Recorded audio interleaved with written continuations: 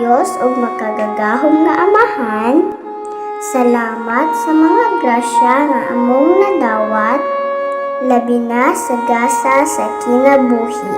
Among gipangayo kanimo nga unta kami malamdagan sa pagkat-on ug pagsabot sa mga leksyon nga gikan sa among mga magtutudlo nga pinasubay sa bag-o nga pamaagi sa pagkat-on.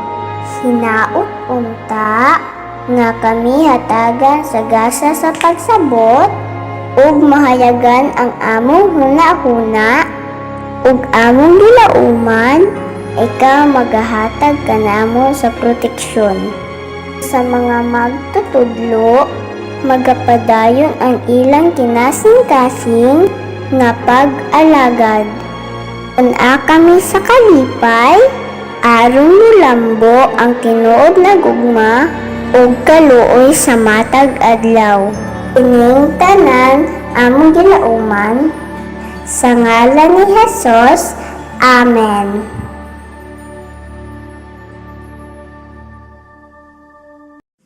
Mga kababayan, ang pambansang awit ng Pilipinas. Bayang magigil, pero sa silanganan, balak ng puso, sa libre mo'y buhay. Lupang hiniran, tuyad ka ng magiti, sa panlulupi, di ka masisili, sa lagat at puno sa simula, sa langit mo mga, may dilakang tula at awit sa paglayang minamahal. Ang isap ng watawat mo'y tagumpay na nagdidinig, ang ituwing nagkaramyang kailan ang mali magdidinig. Lupa ng araw ng walang ipagsikap, ay langit sa piling mo. Aming ligaya ng pagkay ng ating namatay ng dahil sa'yo.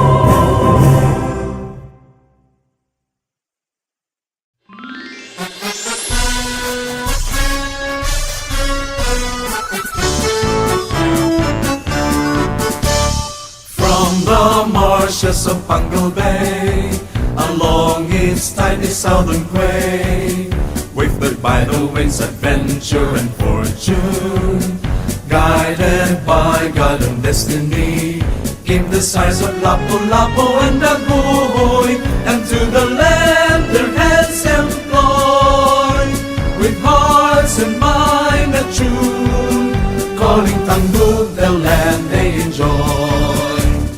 From the marshes of Bengal Bay, along its tiny southern quay, wafted by the winds, adventure and fortune, guided by God and destiny, came the sighs of Lapu-Lapu and Daguhoy, and to the land their hands employed, with hearts and mind attuned, calling Tanggug the land they enjoy. Tanggug blossom as rose by the bay, while Malindang watched with welcome glee the growth and progress on display. Tanggug a dream, Tanggug a town, Tanggug a city forever renowned, with their loyal sons endeavor it to be, with generation to behold and see, a mystic city by the side of Bengal Bay. From the marshes of Bengal Bay, along its tiny southern quay, wafted by the winds, adventure and fortune, guided by God and destiny, came the sighs of Lapu-Lapu and Daguhoy, and to the land their hands employed, with hearts and mind attuned, calling Tanggug the land they enjoy, calling Tanggug the land they enjoy.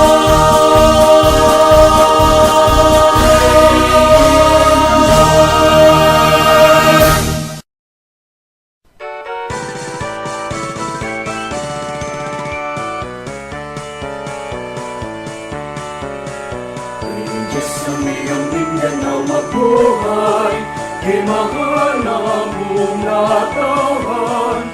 Mauswagon, masidlakon, malipayon, pagpano sa katahon. Magpapiling taning kasing-kasing, ang kabalaan o kamalipayon. Di sa kanunay gugmaan magpaibabaw, ang kahon sa'yo kanina. Mabuhay ang iyong Mindanao, Mindanao mong natawan. Isag-usap man kalimar, kami na minahalan. Sa buhat ang katuyuan, simbolo sa kagawasan. Magpabiling na magkahinusa, kadahugan sa tanan. Mabuhay ang iyong Mindanao, Mindanao mong natawan. Isag-usap man kaliwat, kami na minahalay. Sa buhat ang katuyuan, simbolo sa kagawasan. Magpabiling na magkahinusa, kadahugan sa tanan. Magpabiling na magkahinusa, kadahugan sa tanan.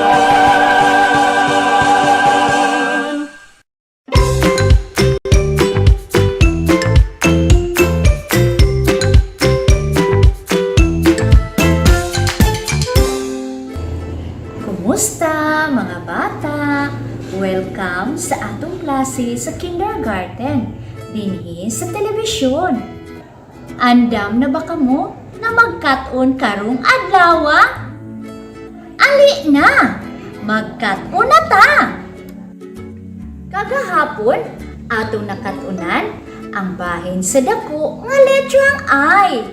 Karong buntaga, magkat-on kita bahin sa dako nga letrang M. Ug karon mga bata, ato una nga paminawon ug tan-awon ang usa ka awit.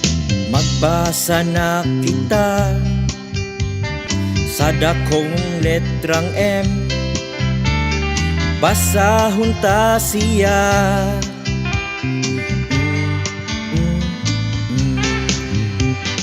Magbasa na kita sa dakong letrang M. Basahon ta siya.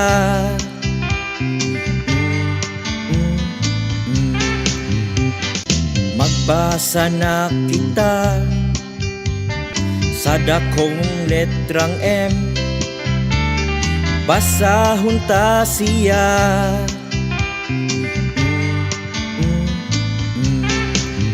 Basahon ta siya.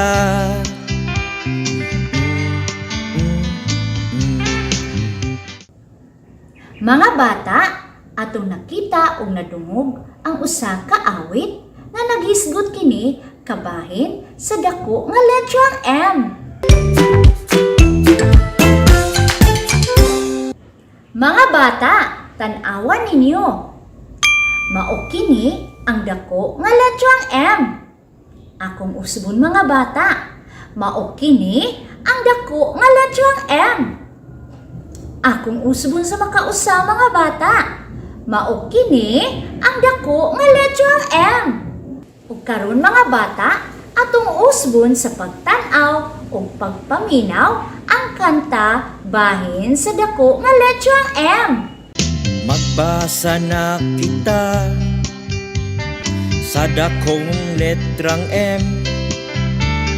Basahon ta siya.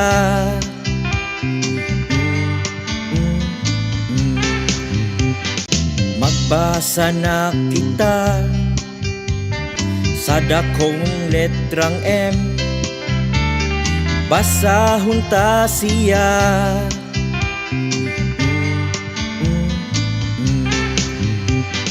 Magbasa na kita sa dakong letrang M.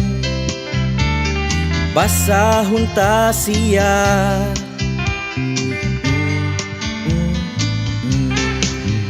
Basahon ta siya.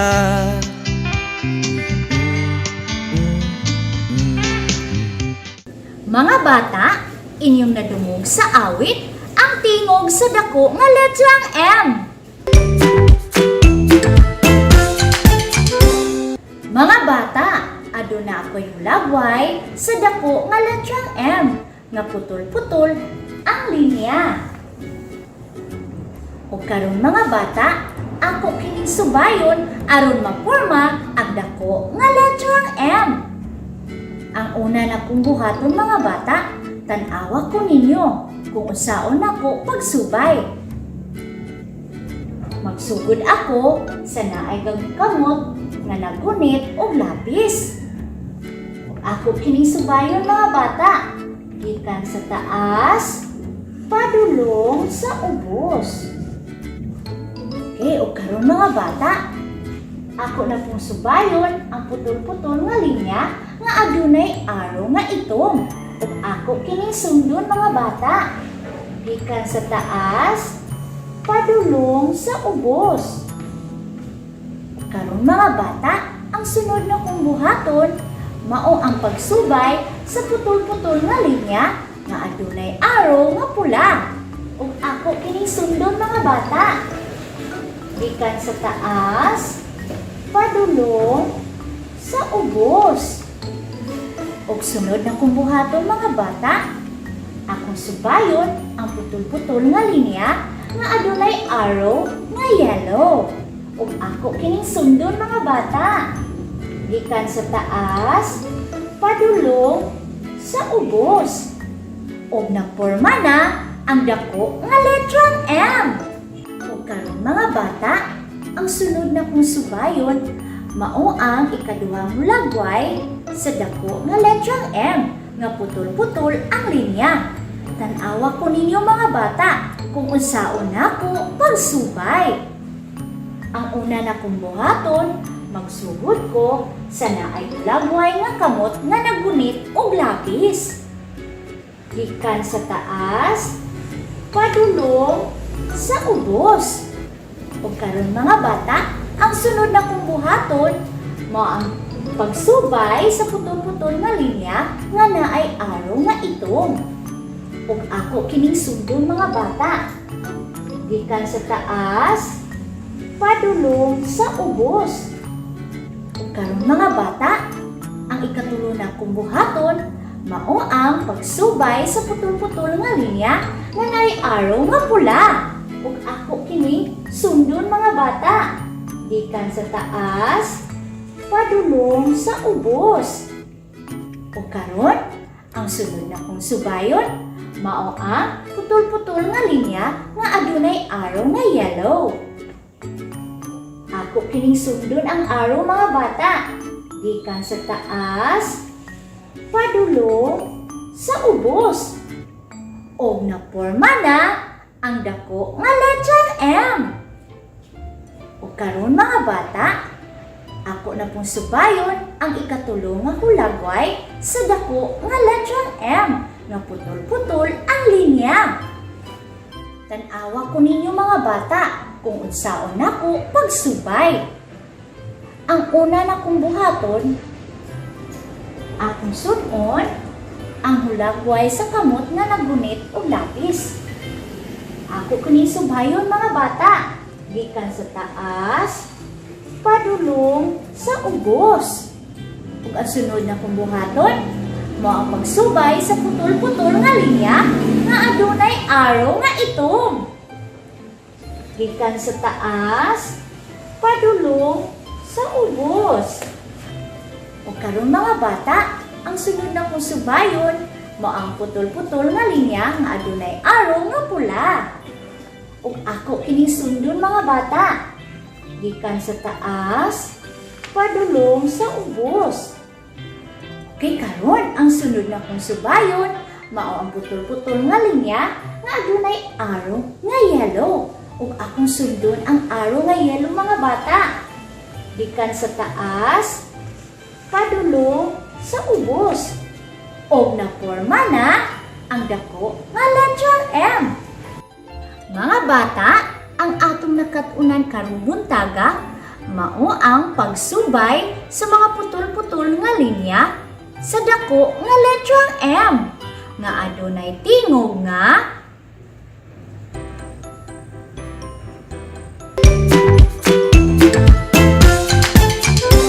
o karon mga bata, aduna ko'y video nga ipakita ato kinitan-awon o paminawon.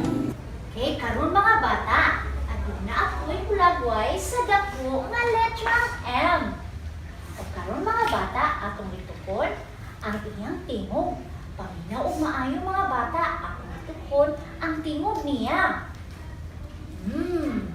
Atong utrohon mga bata. Utrohon ako sa makausa mga bata. Karon mga bata, kamo na usab ang mulitok sa tingog sa letrang M. Okay mga bata? Utroha pa mga bata. Utroha pa sa makausa mga bata. Very good! Okay, karon mga bata. Mao kini ang hulagway sa putol-putol nga linya sa dako nga letrang M. O karon ako kining subayon. Tan-awan ninyo maayo mga bata. Subay nako sa putol-putol nga linya sa dako nga letrang M. Okay, magsugod ko og subay sa nahulagway nga kamot nga gagunit og lapis. Gikan sa taas, padulong sa ubos. Karon mga bata, ako na pong subayon ang putol-putol nga linya nga adunay araw nga itom.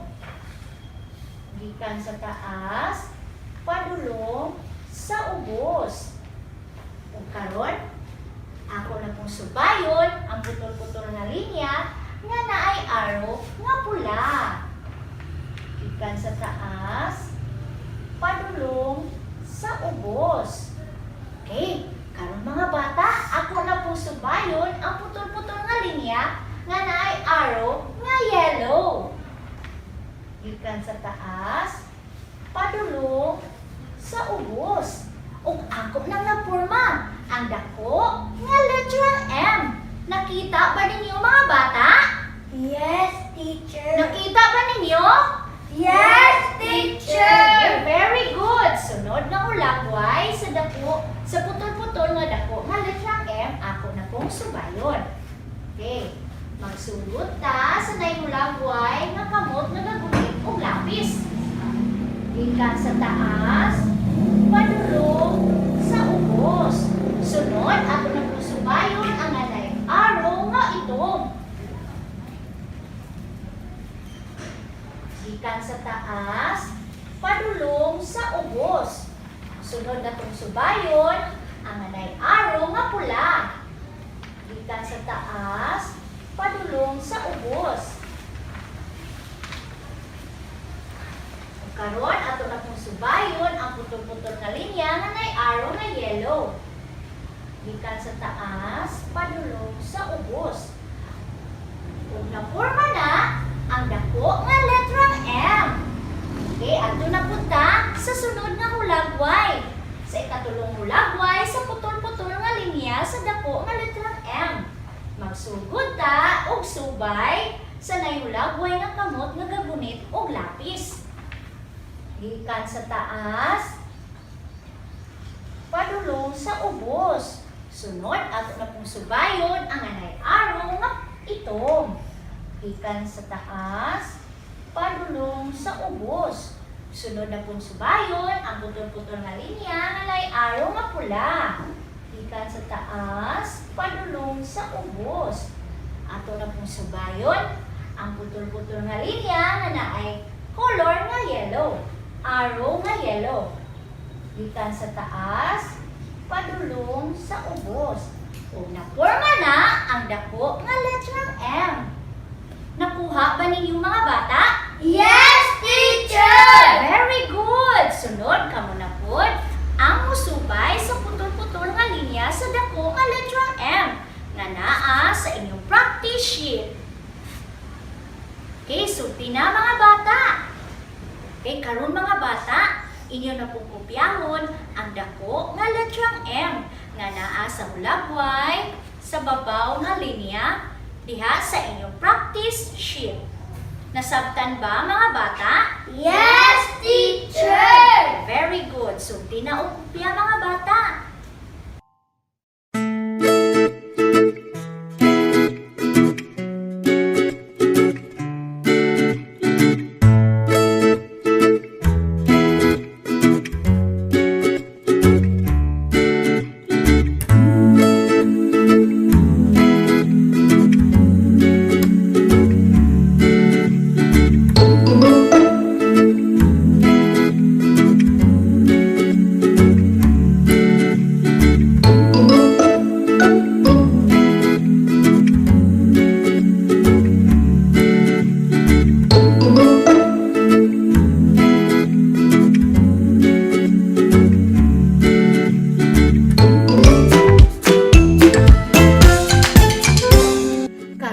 Bata, oras na aron ikaw na pud ang mulitok sa tingog sa dako nga letrang M. Sama sa inyong nakita sa video nga ang porma sa baba sa paglitok sa tingog sa letrang M. Atubanga ang inyong papa og isulti ngadto kaniya ang tingog sa letrang M. Sige, isulti na mga bata.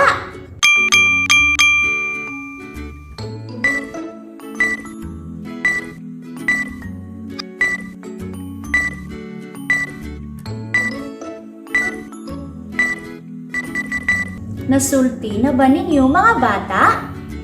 Kung inyo nang nasulti, maayo!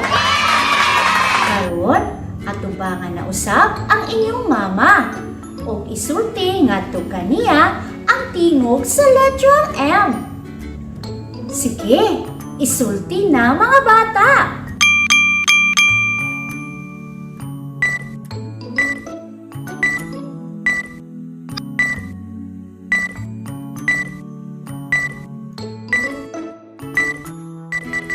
Nasulti na ba ninyo mga bata? Kung inyo nang nasulti, maayo! Karon mga bata, tan-awa ang inyong self-learning material para karong adlaw. Diha, inyong makita ang hulagway sa dako nga letrang M nga putol-putol ang linya. O karon, inyong kining subayon aron maporma ang dako nga letrang M. Sige, sugdi na mga bata. Nabuhat na ba ninyo mga bata? Kung inyo nang nabuhat, very good! Para sa inyong unang buluhaton, subaya ang mga putol-putol nga linya aron maporma ang dako nga letrang M ug sunda ang arrow sa pagsubay niini. Akong usbon mga bata. Subaya ang mga putol-putol nga linya aron maporma ang dako nga letrang M ug sunda ang arrow sa pagsubay niini. Alang sa inyong dugang nga pagkat-on, kopyaha ang mga dako nga letrang M. Akong usbon mga bata. Kopyaha ang mga dako nga letrang M. Ug dinhi natapos ang atong leksyon karong adlaw. Hangtod sa sunod higayon. Daghang salamat mga bata. Bye-bye.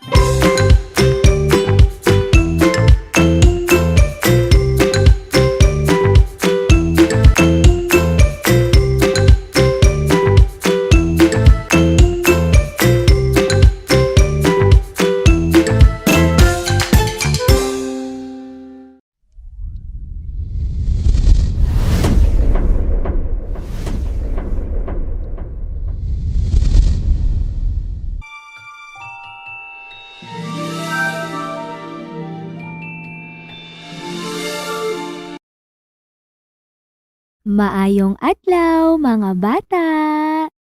Ania kita karon para sa atong pagtulunan sa pagbasa.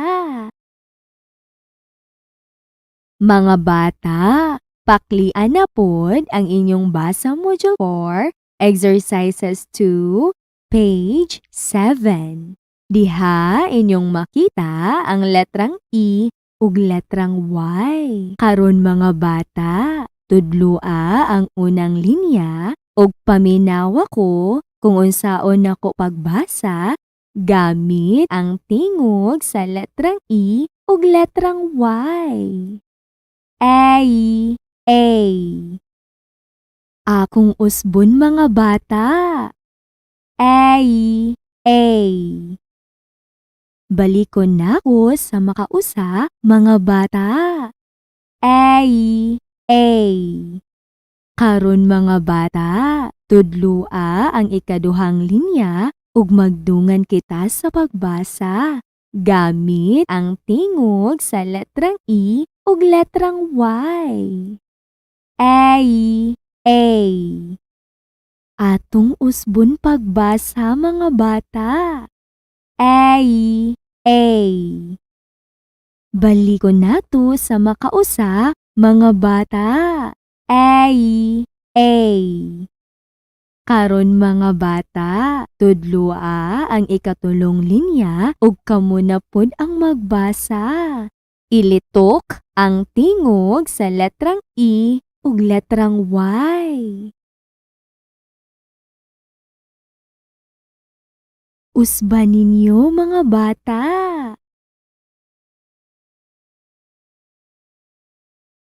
Balika pa mga bata.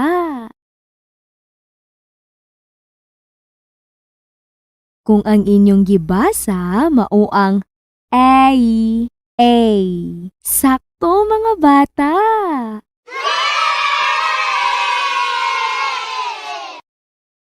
Mga bata, paklia ang inyong basa module 4, exercises 2, page 8.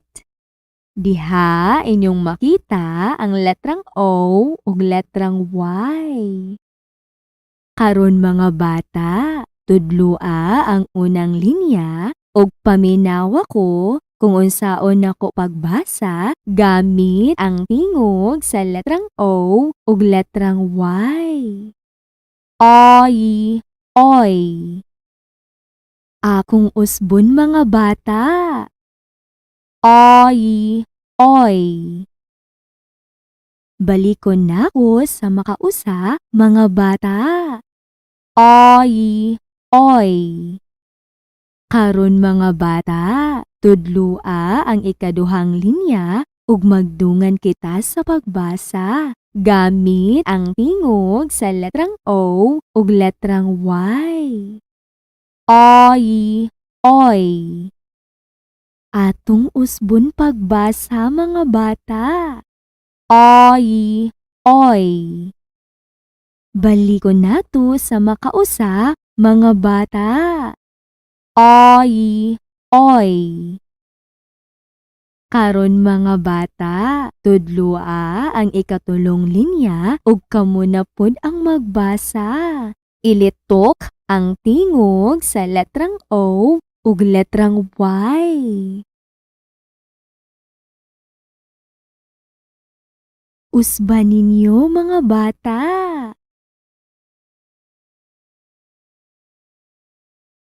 Balika pa mga bata.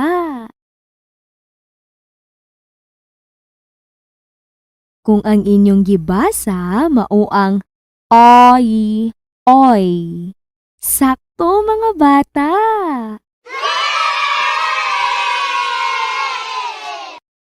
Mga bata, paklia ang inyong basa module 4, exercises 2, page 9. Diha inyong makita ang letrang U ug letrang Y.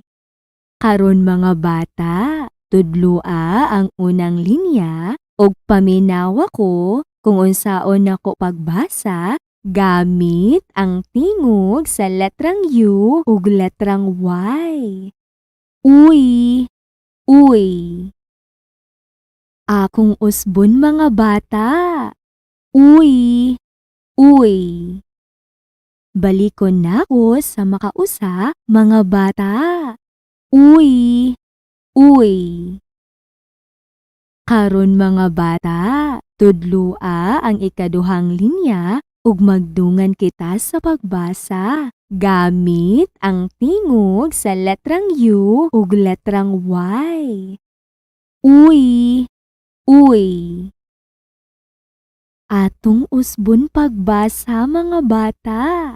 Uy, uy. Balikon nato sa makausa mga bata. Uy, uy. Karon mga bata, tudlua ang ikatulong linya ug kamo na pod ang magbasa. Ilitok ang tingog sa letrang U ug letrang Y. Usban ninyo mga bata. Balika pa mga bata. Kung ang inyong gibasa mao ang uy, uy. Sakto mga bata. Mga bata, paklia ang inyong basa Module 4, Exercises 3, page 2. Diha inyong makita ang mga letrang K, A, K, A. Karon mga bata, tudlua ang unang linya ug paminawa ko kung unsaon nako kini pagbasa. K-a, k-a, kaka. Akong usbon mga bata.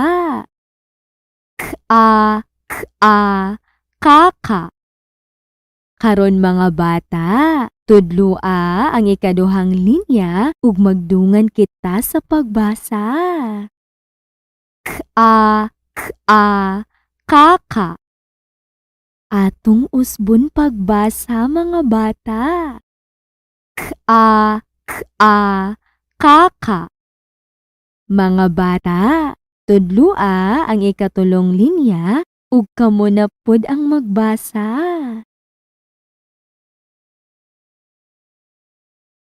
Usban ninyo mga bata. Kung ang inyong gibasa mao ang k-a, k-a, kaka.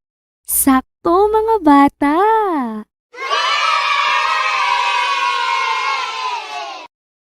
Mga bata, paklia ang inyong basa Module 4, Exercises 3, page 3. Diha inyong makita ang mga letrang K, E, K, E. Karon mga bata, tudlua ang unang linya ug paminawa ko kung unsaon nako kini pagbasa. K-e, k-e, keke. Akong usbon mga bata. K-e, k-e, keke. Karon mga bata, tudlua ang ikaduhang linya ug magdungan kita sa pagbasa. K-e, k-e, keke. Atong usbon pagbasa mga bata. K-e, k-e, keke. Mga bata, tudlua ang ikatulong linya ug kamo na pod ang magbasa.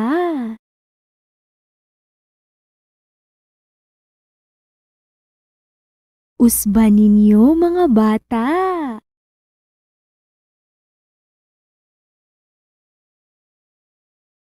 Kung ang inyong gibasa mao ang k-e, k-e, keke. Sakto mga bata.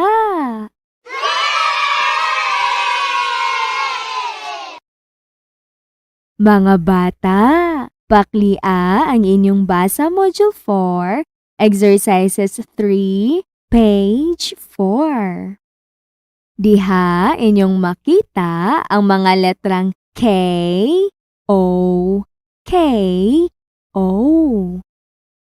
Karon mga bata, tudloa ang unang linya ug paminawa ko kung unsaon nako kini pagbasa. K-o, k-o, koko. Akong usbon mga bata. K-o, k-o, koko. Karon mga bata, tudloa ang ikaduhang linya ug magdungan kita sa pagbasa. K-o, k-o, koko. Atong usbon pagbasa mga bata. K-o, k-o, koko. Mga bata, tudloa ang ikatulong linya ug kamo na pud ang magbasa.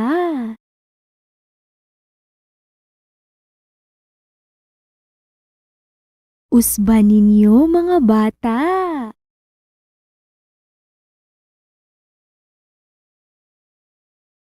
Kung ang inyong gibasa mao ang k-o, k-o, koko. Sakto mga bata.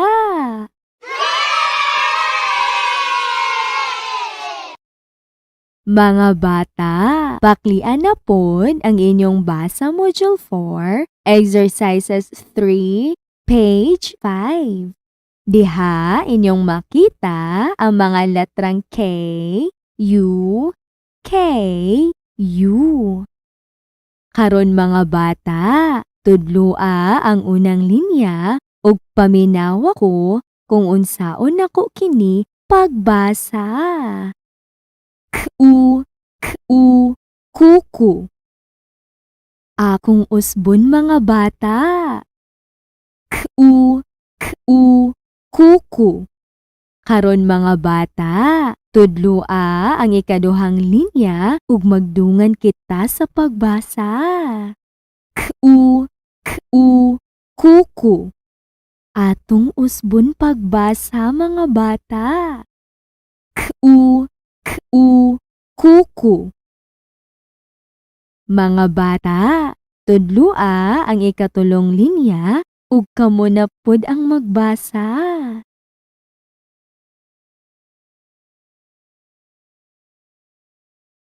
Usban ninyo mga bata.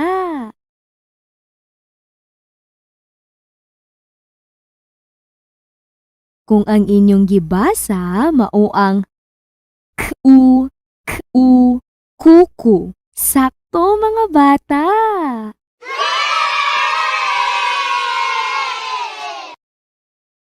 Mga bata, paklia ang inyong basa module 4, exercises 3, page 6. Diha inyong makita ang mga letrang Y, A, Y, A. Karon mga bata, tudloa ang unang linya ug paminawa ko kung unsaon nako kini pagbasa. Yia, yia, yaya.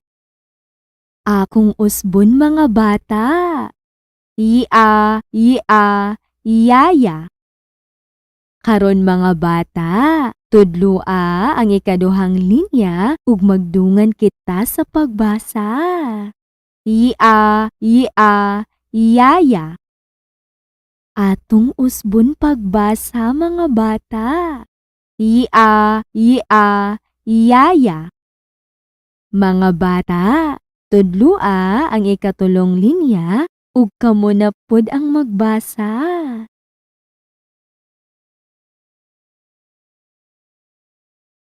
Usban ninyo mga bata.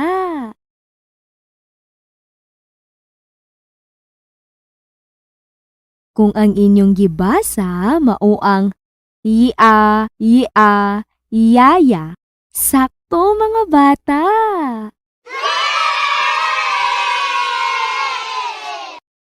Mga bata, paklia ang inyong basa module 4, exercises 3, page 7.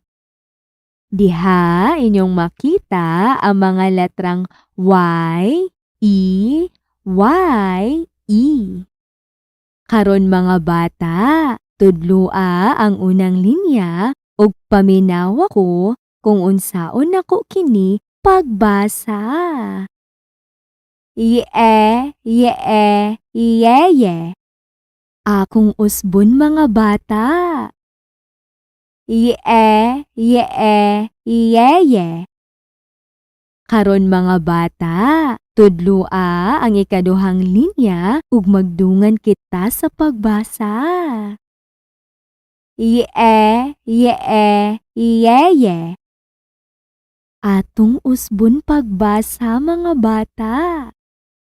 Yee, yeye. Mga bata, tudlua ang ikatulong linya ug kamo na pod ang magbasa.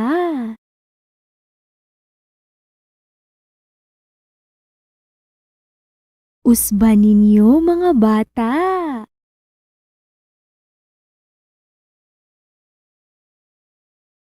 Kung ang inyong gibasa mao ang yee, yeye. Sakto mga bata.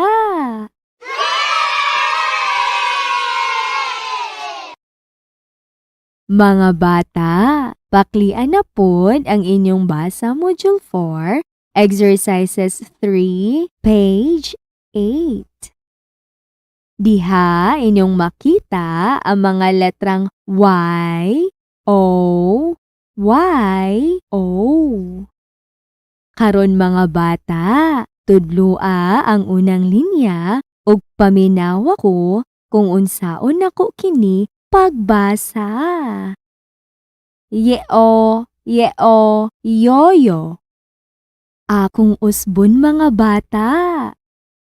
Yeo, yoyo. Karon mga bata, tudlua ang ikaduhang linya ug magdungan kita sa pagbasa. Yeo, yoyo. Atong usbon pagbasa mga bata. Yeo, yoyo. Mga bata, tudlua ang ikatulong linya ug kamo na pod ang magbasa.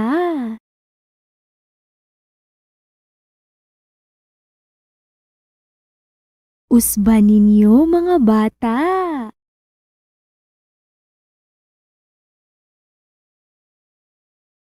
Kung ang inyong gibasa mao ang yeo, yoyo. Sakto mga bata.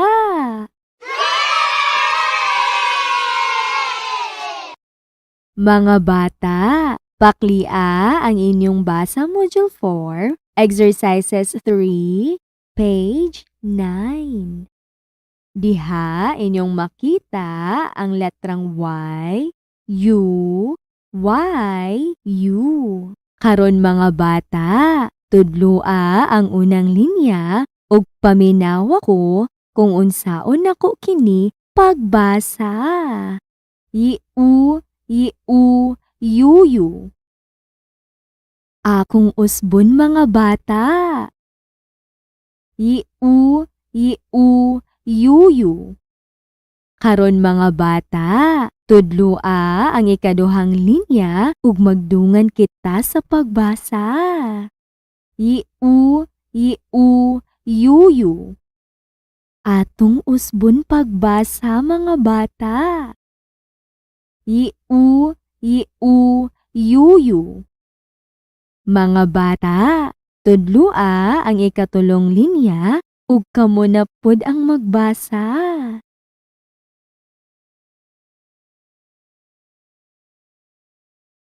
Usban ninyo mga bata.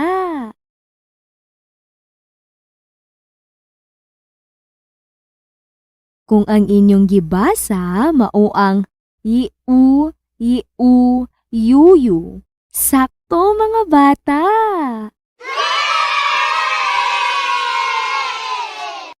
Karon mga bata, paklia ang inyong self-learning materials, page 21. ug atong basahon ang mga pulong nga atong makita. Tudloa ang unang linya ug paminawa ko kung unsaon nako kini pagbasa. Ako si. Akong usbon mga bata. Ako si. Karon mga bata, kamo na pud ang magbasa. Tudloa ang ikaduhang linya ug basaha ang mga pulong na inyong makita.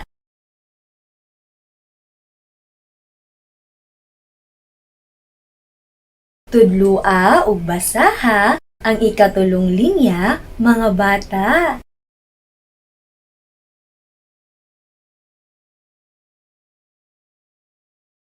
Kung inyong gibasa ang mga pulong nga, ako si, sakto mga bata.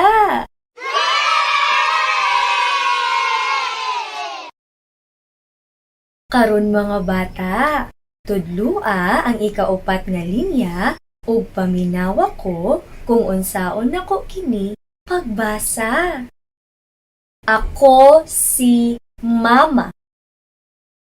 Akong usbon mga bata.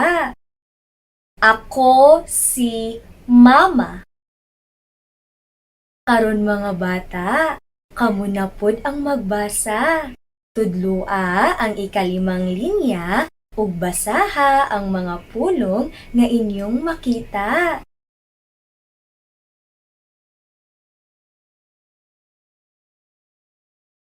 Tudloa ug basaha ang ikaunom nga linya, mga bata.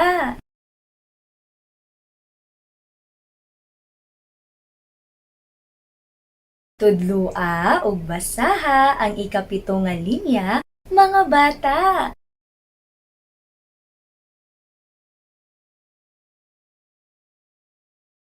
Kung inyong gibasa ang mga pulong nga, ako si Mama, sakto mga bata.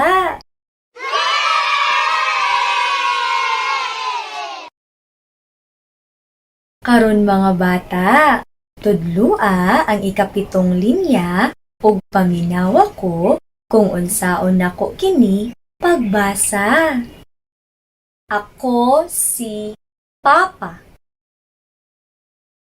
Akong usbon mga bata. Ako si Papa. Karon mga bata, tudloa ang ikawalong linya ug kamo na pud ang magbasa. Basaha ang mga pulong nga inyong makita.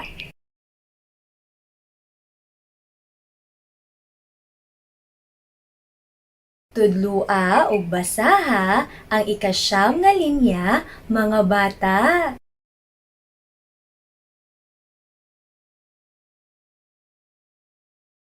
Kung inyong nabasa ang mga pulong nga, ako si Papa, sakto mga bata.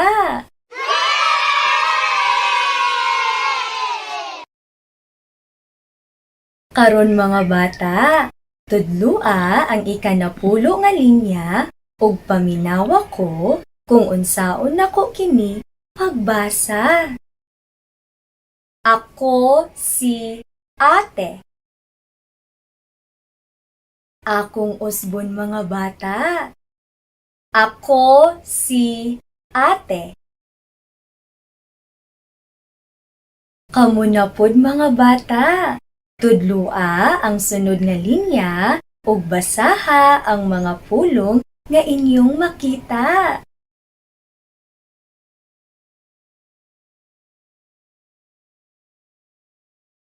Tudloa ang sunod nga linya ug basaha ang mga pulong nga inyong makita.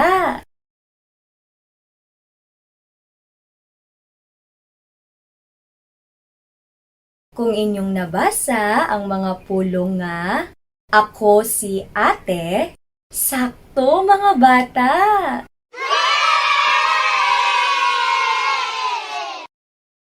Karon mga bata, tudloa ang ikanapulog tulo nga linya ug paminawa ko kung unsaon nako kini pagbasa. Ako si Kuya. Akong usbon mga bata. Ako si Kuya.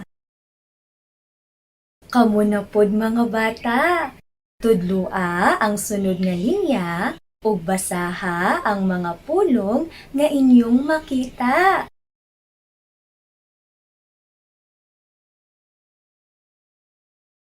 Tudloa ang sunod nga linya ug basaha ang mga pulong nga inyong makita.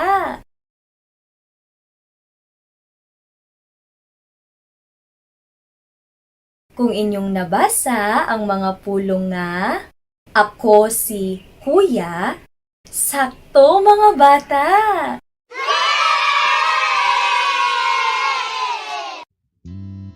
Og dinhi natapos ang atong pagtulunan sa pagbasa. Hangtod sa sunod nga higayon mga bata. Daghang salamat! Enjoy!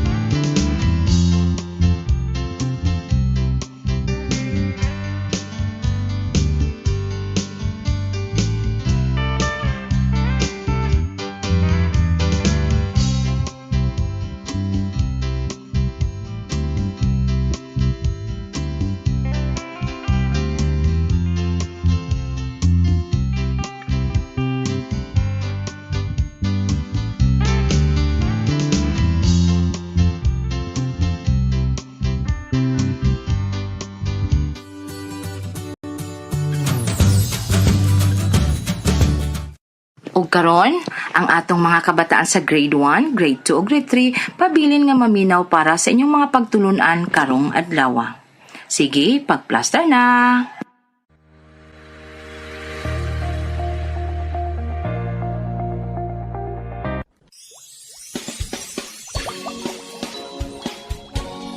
Para sa mga bata sa grade 3 health, mapakita og maayong pagdumala sa kagalingon ug maayong mga kahana sa paghimog desisyon aron malikayan ang kasagarang mga sakit. Mga bata, kagahapong adlaw at nakatunan ang pagpasabot sa importansya sa saktong hygiene o pagpalig-on sa resistensya sa lawas para sa paglikay sa mga sakit. Karong adlaw atong katunan ang pagpakita og maayong pagdumala sa kaugalingon ug maayong mga kahana sa paghimong desisyon aron malikayan ang kasagarang mga sakit. Ang inyo sa buluhaton inighuman ni ining atong leksyon, usa ka written activity. Mga bata, usa sa paagi aron malikayan ang kasagaran nga mga sakit sa pagkabata kay ang pagpabilin sa eksakto nga hygiene o kalimpyo sa kaugalingon sa tibuok panahon ug ang pagpalig-on sa resistensya sa lawas. Mao kini ang mga buluhaton sa pagpabilin sa eksakto nga hygiene o kalimpyo sa kaugalingon. Maligo kada adlaw, mag-toothbrush kada human ug kaon, manghunaw sa kamot una mukaon ug inigkahuman, ug kanunay manghinguko. Mauusab kini ang mga buluhaton sa pagpaligon sa resistensya sa lawas. Sundon ang food pyramid aron mamahimong balanse ang atong gipangkaon kada adlaw ug malikayan ang malnutrisyon. Matulog og napulo hangtod sa napulog usa ka oras ug mopahulay human sa paghimo og pisikal nga buluhaton. Kanunay nga pag-ehersisyo aron magpabiling himsog ang lawas. Ug magpabakuna aron malikayan nga magkasakit. Pananglitan mga bata. Pagpakita og maayong pagdumala sa kaugalingon ug maayong mga kahana sa paghimog desisyon aron malikayan ang kasagaran nga sakit. Atong basahon ang pahayag. Si Joseph miadto sa health center para magpa-flu vaccine aron makahimo og immunity ang iyang lawas batok sa kasagaran nga mga sakit nga dala sa virus sama sa ubo ug sipon. Mga bata, unsa man ang gibuhat ni Joseph aron makahimo ang iyang lawas ug immunity batok sa kasagaran nga mga sakit nga dala sa virus. Kung ang inyong tubag miadto sa health center, sakto mga bata. Miadto sa health center para magpa-flu vaccine si Joseph. Mga bata, husto ba ang gibuhat ni Joseph nga miadto sa health center para magpa-flu vaccine? Kung ang inyong tubag, husto, sakto mga bata. Husto tungod kay nagpakita kini og maayong pagdumala sa kaugalingon ug maayong mga kahanas sa paghimog desisyon aron malikayan ang kasagarang mga sakit. Diha inyong makita nga adunay check ang kahon. Tungod kay husto man ang gibuhat ni Joseph. Karon, adto na kita sa inyong buluhaton. Paklia ang pages 5 and 6 sa inyong RBI learning materials.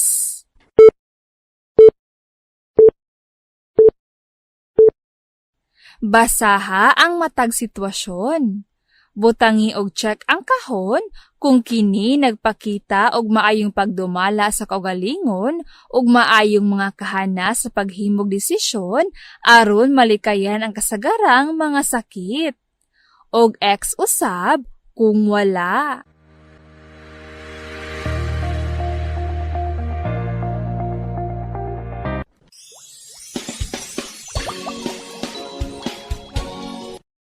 Para sa mga bata sa Grade 3 English, maila ang fact ug opinion.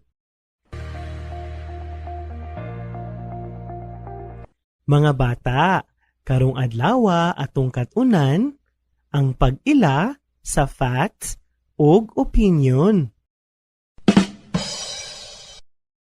Mga bata, paklia ang inyong self-learning materials sa Grade 3 English, pages 14 and 15.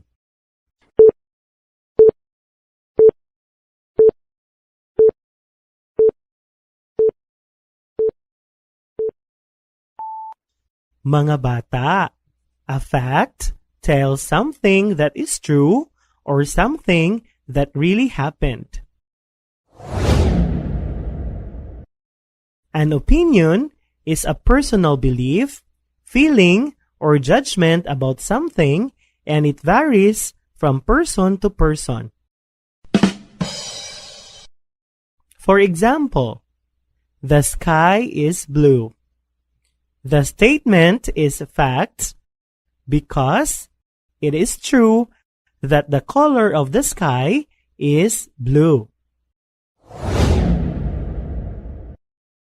Dogs have 4 legs.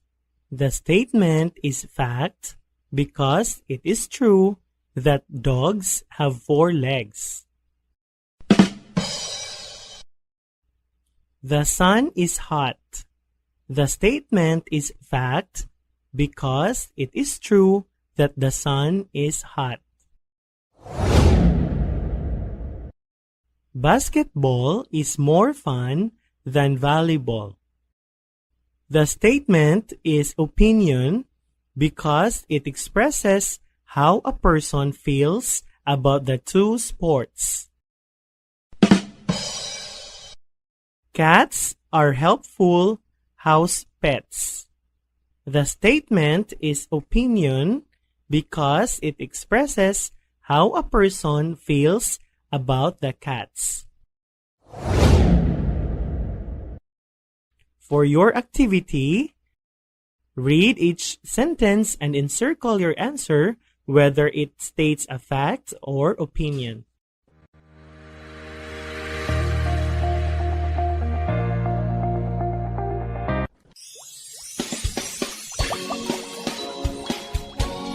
Para sa mga bata sa Grade 2 Mathematics. Masulbad ang multi-step routine problems nga naglambigit og multiplication ug addition o subtraction sa whole numbers lakip ang kwarta. Mga bata, karong adlaw atong kat-unan ang pagsulbad sa multi-step routine problems nga naglambigit og multiplication ug addition o subtraction sa whole numbers lakip ang kwarta. Ang inyo sa buluhaton inigumani ining atong leksyon usa ka written activity. Paklia ang inyong RBI learning materials sa Grade 2 Mathematics, page 1.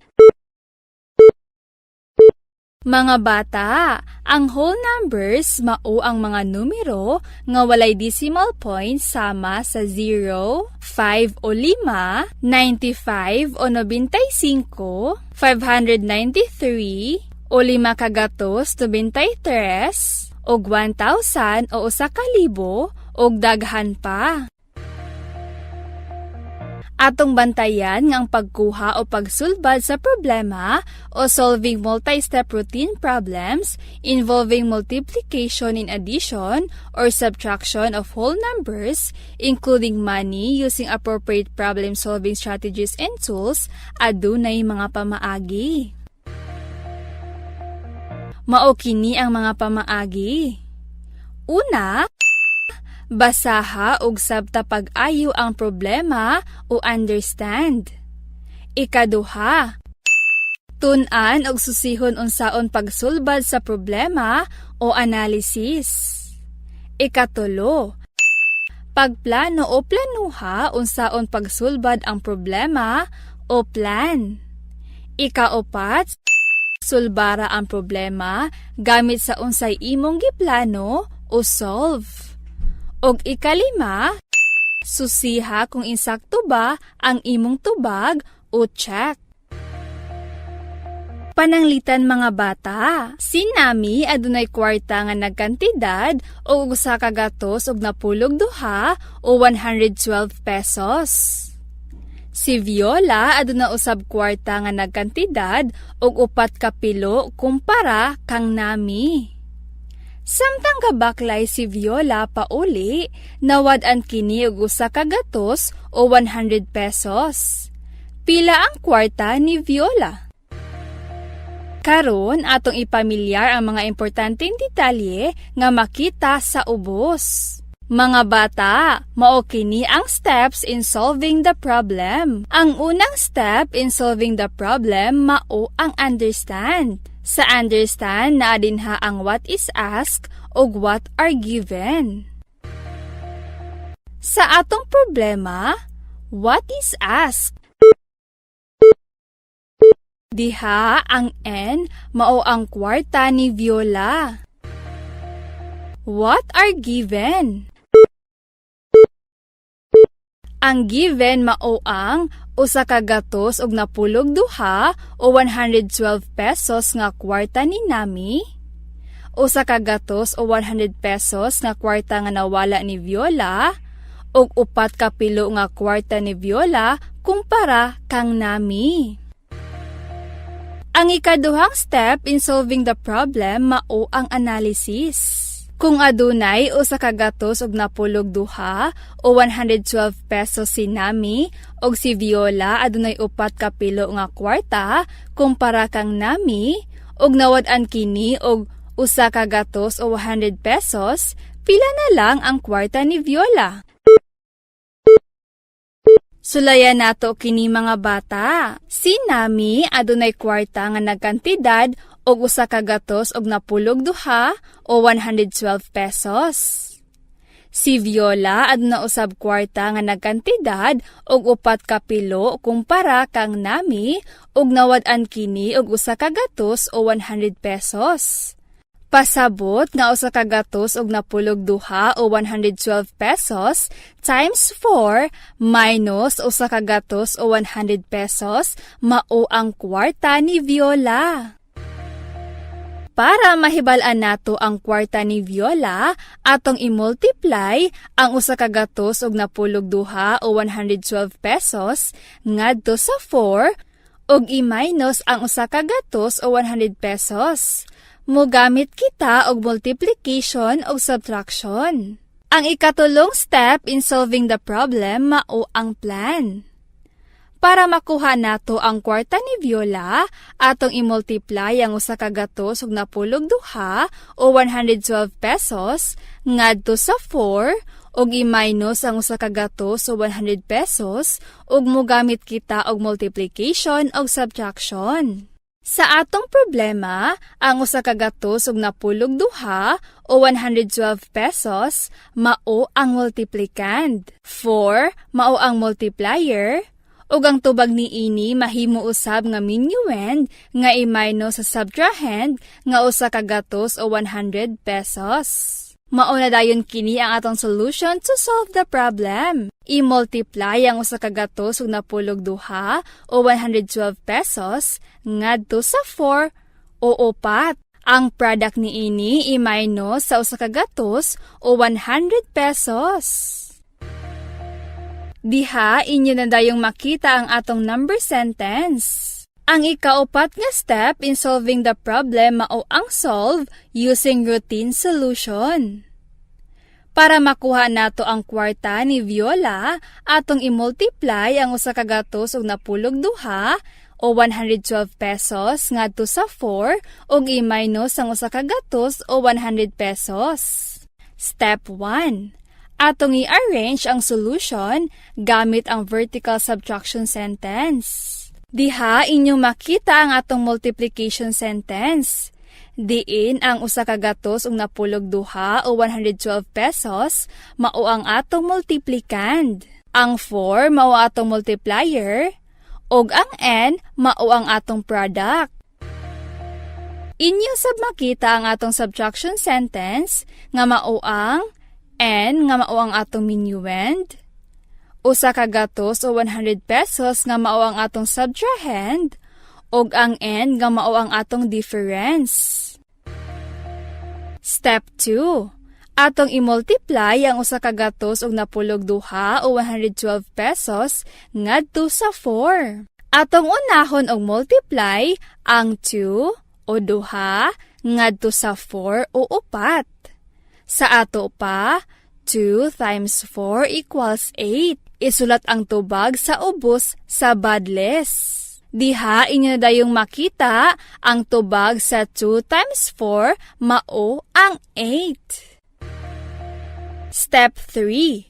Atong isunod og multiply ang 1 ngadto sa 4. Sa ato pa, 1 times 4 equals 4. Isulat ang tubag sa ubos sa badles. Diha inyong makita na dayon nga ang tubag sa 1 times 4 equals 4. Step 4. Atong isunod og multiply ang 1 o usa ngadto sa 4 o upat. 1 times 4 equals 4. Og isulat ang tubag sa ubos sa badles. Diha inyo na dayong makita ang tubag sa 1 times 4 nga mao ang 4. Karon inyo na nakita nga humana na nato og multiply ang atong mga numero nga usa ka gatos og napulog duha o 112 pesos og 4.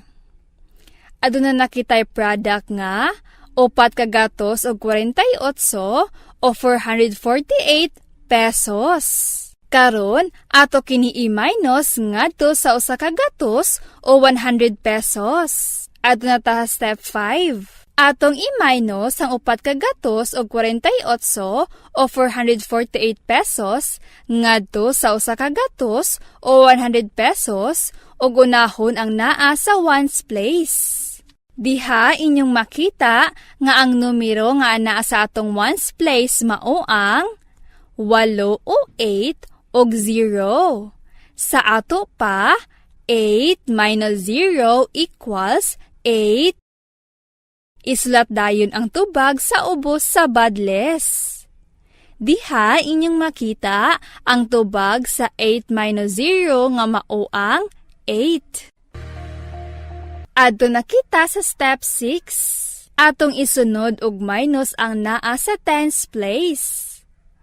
Diha inyong makita nga ang mga numero nga anaa sa tens place mao ang 4 o 4 og 0.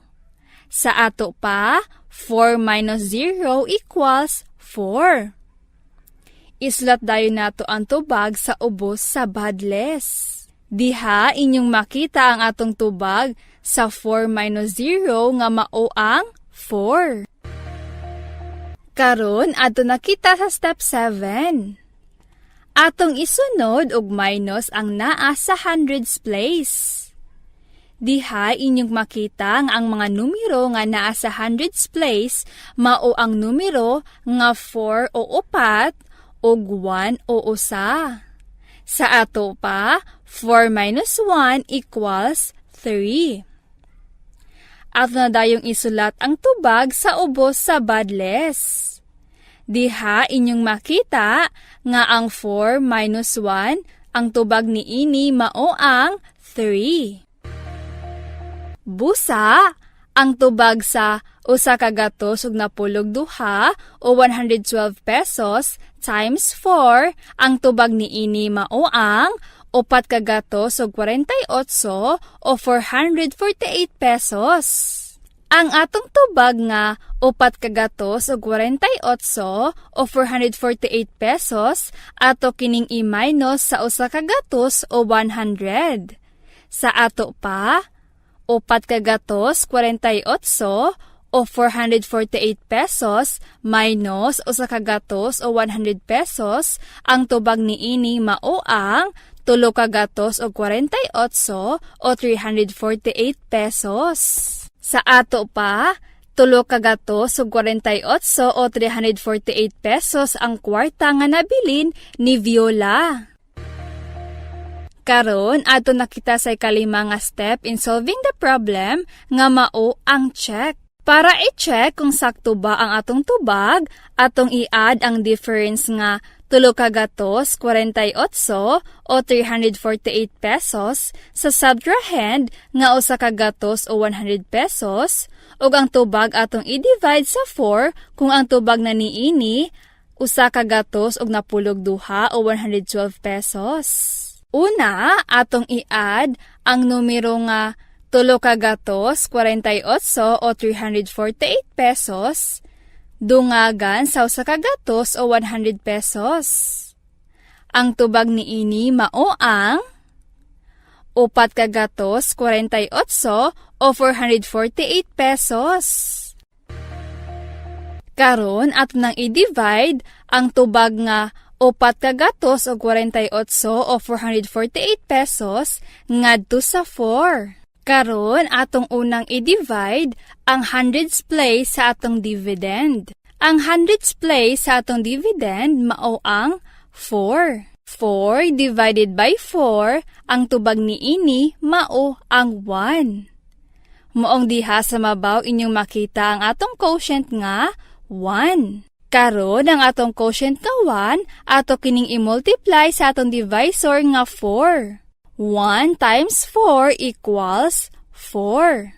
Ang atong hundreds place sa atong dividend ato kining isubtract sa atong tubag nga 4. Sa ato pa, 4 minus 4 equals 0. Karon ato na pong i-divide ang tens place sa atong dividend nga 4/48 o 448. Ang numero nga naa sa atong tens place mao ang 4. Ato na dayon kining i-divide sa atong divisor nga 4. 4 divided by 4 equals 1. Karon atong makita nga aduna na poy usa ka 1 sa atong quotient. Karon kaning 1 nga naa sa atong quotient ato kining i-multiply sa atong divisor nga 4. Sa ato pa, 1 times 4 equals 4. Karon ato na kining i-subtract. 4 minus 4 equals 0. Karon ato na pud kita mag-divide sa atong ones place. Nga mao ang numero nga 8 o 8. 8 divided by 4 equals 2. Sa ato pa, atong quotient na dugangan og numero nga 2. Ang 2 ato na dayong i-multiply sa atong divisor nga 4. 2 times 4 equals 8. Karon ato nang isubtract ang atong mga tubag. 8 minus 8 equals 0. Diha inyong makita nga ang atong quotient sa atong gidivide nga numerong 4/48 ug 4, ang tubag niini mao ang 1/12 o 112. Diha atong makita nga sakto ang tubag nga 1/12 o 112 pesos. Karon adto na kita sa inyong buluhaton. Paklia ang inyong RBI learning materials sa pages 6, 7, 8, and 9.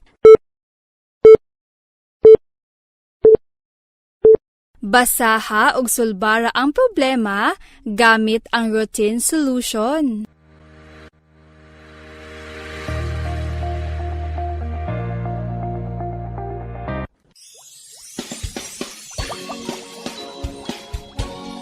Para sa mga bata sa Grade 1 Filipino, malitok o insakto ang tingog sa matag letra sa alpabetong Filipino. Mga bata, karong adlaw atong katunan ang paglitok o insakto sa tingog sa matag letra sa alpabetong Filipino. Ang inyo usab buluhaton inighuman ni ining atong leksyon usa ka performance activity.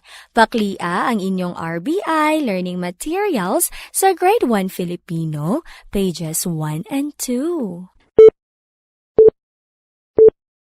Mga bata, ang makabagong alpabetong Filipino ay may 28 na titik o letra. Ang bawat titik o letra nito ay may katumbas na tunog. Ito ay ang mga sumusunod. Ang letrang A ay may tunog na A. A. Letrang B na may tunog na B. B. Letrang C na may tunog na K. K. Letrang D na may tunog na D. D. Letrang E na may tunog na E. E. Letrang F na may tunog na F. F. Letrang G na may tunog na G. G. Letrang H na may tunog na H. H. Letrang I na may tunog na I. I. Letrang J na may tunog na J. J.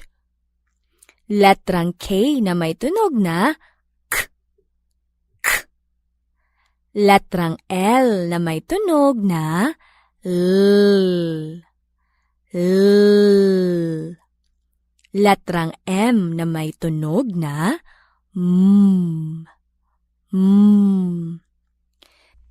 Letrang N na may tunog na N. N. Letrang NY na may tunog na Ny.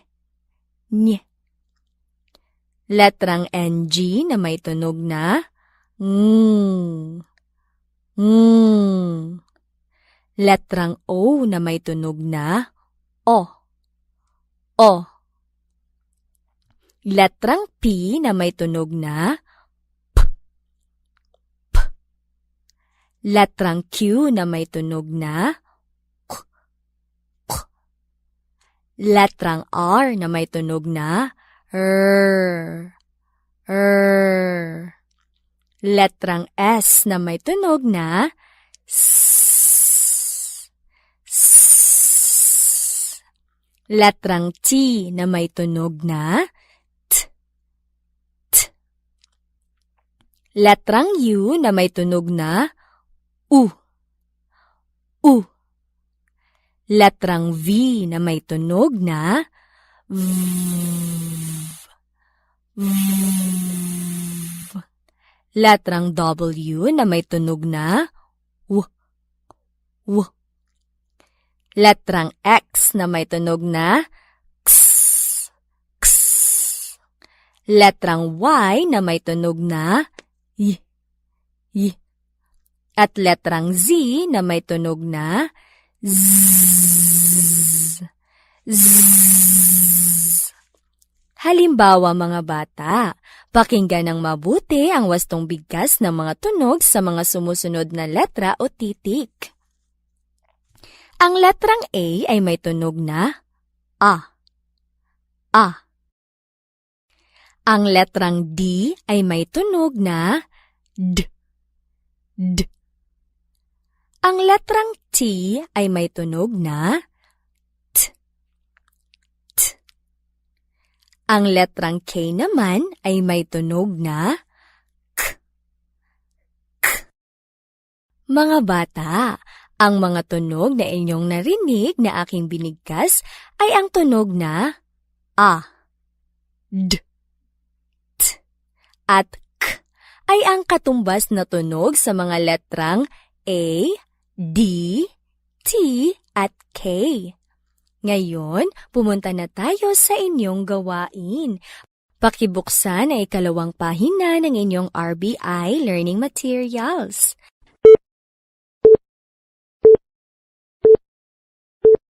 Bigkasin ng wasto ang tunog ng bawat titik o letra ng alpabetong Filipino.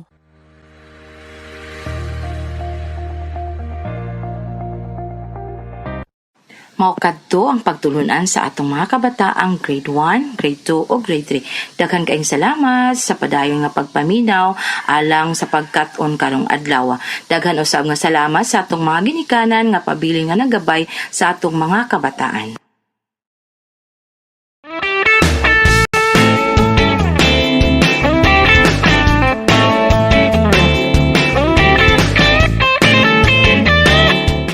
Ug karon ang atong mga kabataan sa grade 4, grade 5, and grade 6 magplaster na para sa inyong mga pagtulunan karong adlaw.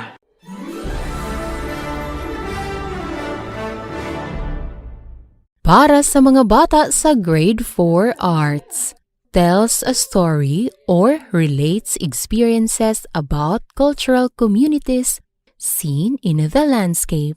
Mga bata, today we are going to learn how to tell a story or relates experiences about cultural communities seen in the landscape. Ang gawain ninyo pagkatapos ng leksyong ito ay isang performance activity. Pakibuksan ang inyong RBI Learning Materials page 15. Mga bata, sa ating nakaraang leksyon, napag-aralan natin ang mga pagdiriwang o festival na ginagawa ng iba't ibang pangkat etniko mula Luzon, Visayas at Mindanao. Ang Ivatan ay may Vakul Kanay Festival. Ang Ati ay may Ati-Atihan. Ang Bilaan o Bilaan ay may Tinalak Festival. At ang Tibuli ay may Limlunay Festival. Dito sa Tangub City ay ipinagdidiriwang natin ang Dalit Festival. Ito ang simpleng paraan ng lungsod ng pagsasabing mabuhay at maligayang pagdating sa Tangub na ipinagdiriwang ang kapistahan ni Saint Michael, ang Arkanghel tuwing ika-29 ng Setyembre. Ang ibig sabihin ng dalit ay mag-alok at ang pagdiriwang ay sinisimulan sa pag-alay ng isang buhay na kambing na pinatay ng mga mangangaso matapos magawa ang mga pagpapala ng pinuno ng tribo. Ito ay isang paraan upang ipaalala at maibalik ang pagkabuhay ng dating kaugalian at kultura ng pagpapahayag ng pasasalamat sa kapayapaan, isang masaganang ani at lahat ng mga pagpapalang ipinagkaloob ng Diyos. Naranasan mo na ba ang Dalit Festival sa Tangub City? Kung gayon, para sa inyong gawain, pakibuksan ang inyong RBI Learning Materials page 15. Isalaysay sa iyong magulang o kapamilya ang iyong karanasan tungkol sa Dalit Festival sa Tangub City. Kumplituhin ang checklist pagkatapos maisagawa ang gawain. Ngayon mga bata, oras na para gawin ninyo ang inyong gawain.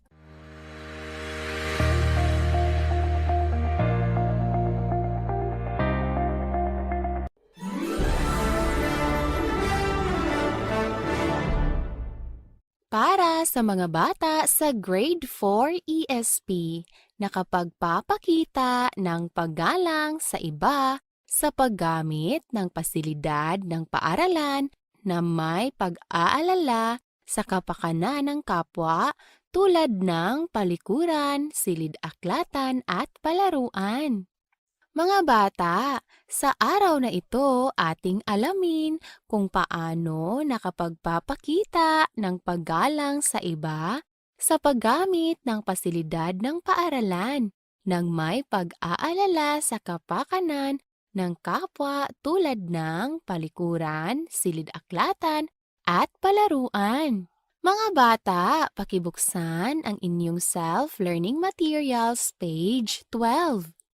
Inyong makikita sa impormasyon na ang paaralan ay isang lugar kung saan tinuturuan ang mga mag-aaral upang magkaroon sila ng mga kaalaman. Mahalaga ang maayos at malinis na pasilidad sa paaralan. Ang pagpapanatili ng kaayusan ay isang hamon ng bawat isa. Ang mga pasilidad ng paaralan tulad ng palikuran, silid-aklatan, palaruan, silid-aralan, kantina, gymnasium, laboratory, at iba pa ay napakamahalagang bahagi ng pagkatuto na ipapakita sa bawat isa ang paggalang sa iba sa paggamit ng pasilidad ng maayos. Ilan sa mga pasilidad sa paaralan ay silid-aklatan. Matatagpuan dito ang iba't ibang uri ng babasahin maging ito man ay aklat o pahayagan. Palaruan. Ito ay ang lugar kung saan makapaglalaro ang mga bata. Palikuran. Ito ay ang lugar kung saan tayo ay naglalabas ng dumi mula sa ating katawan, pag-ihi at paglilinis ng ating katawan. Mga bata, pakibuksan ang inyong self-learning materials page 13. Inyong makikita at mababasa na may iba't ibang tuntunin sa wastong paggamit ng mga lugar pampaaralan gaya ng palikuran, silid-aklatan at palaruan. Sa palikuran, ang tuntunin ay una, panatilihin ang kalinisan ng dingding at sahig. Pangalawa, buhusan ang inidoro matapos itong gamitin. Pangatlo, iwasang magkaroon ng pambara sa mga inidoro. Pang-apat, maghugas ng kamay pagkatapos gumamit ng palikuran. Sa silid-aklatan, ang tuntunin ay una, panatilihin ang kalinisan ng dingding at sahig. Pangalawa, panatilihin ang katahimikan at kaayusan ng mga aklat. Pangatlo, iwasan ang pagkain sa loob ng aklatan. Sa palaruan, ang tuntunin ay una, panatilihin ang kalinisan sa palaruan. Pangalawa, gamitin ng maayos ang mga laruan at pasilidad. Pangatlo, sundin ang mga tuntunin sa pasilidad upang maiwasan ang disgrasya. Mga bata, sa halimbawa inyong makikita ang larawan ng palaruan. Ito ay isa sa mga pasilidad ng paaralan.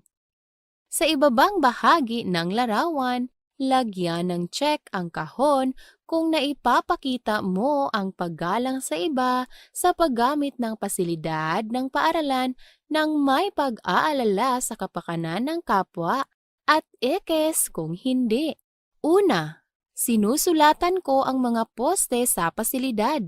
Mga bata, ekes ang nasa loob ng kahon dahil ito ay nagpapakita ng hindi wastong paggamit ng pasilidad. Pangalawa, inililigpit ko ang aking kalat pagkatapos maglaro sa palaruan. Mga bata, check ang nasa loob ng kahon dahil ito ay nagpapakita ng wastong paggamit ng pasilidad. Mga bata, para sa pangatlo, pang-apat at pang-lima, basahin at pag-aralang mabuti ang inyong makikita sa loob ng kahon. Ngayon mga bata, para sa inyong gawain, pakibuksan ang inyong self-learning materials, page 14. Lagyan ng check ang kahon kung naipapakita mo ang iyong paggalang sa iba sa paggamit ng pasilidad ng paaralan ng may pag-aalala sa kapakanan ng kapwa at ekes kung hindi. Ngayon mga bata, oras na para gawin ninyo ang inyong gawain.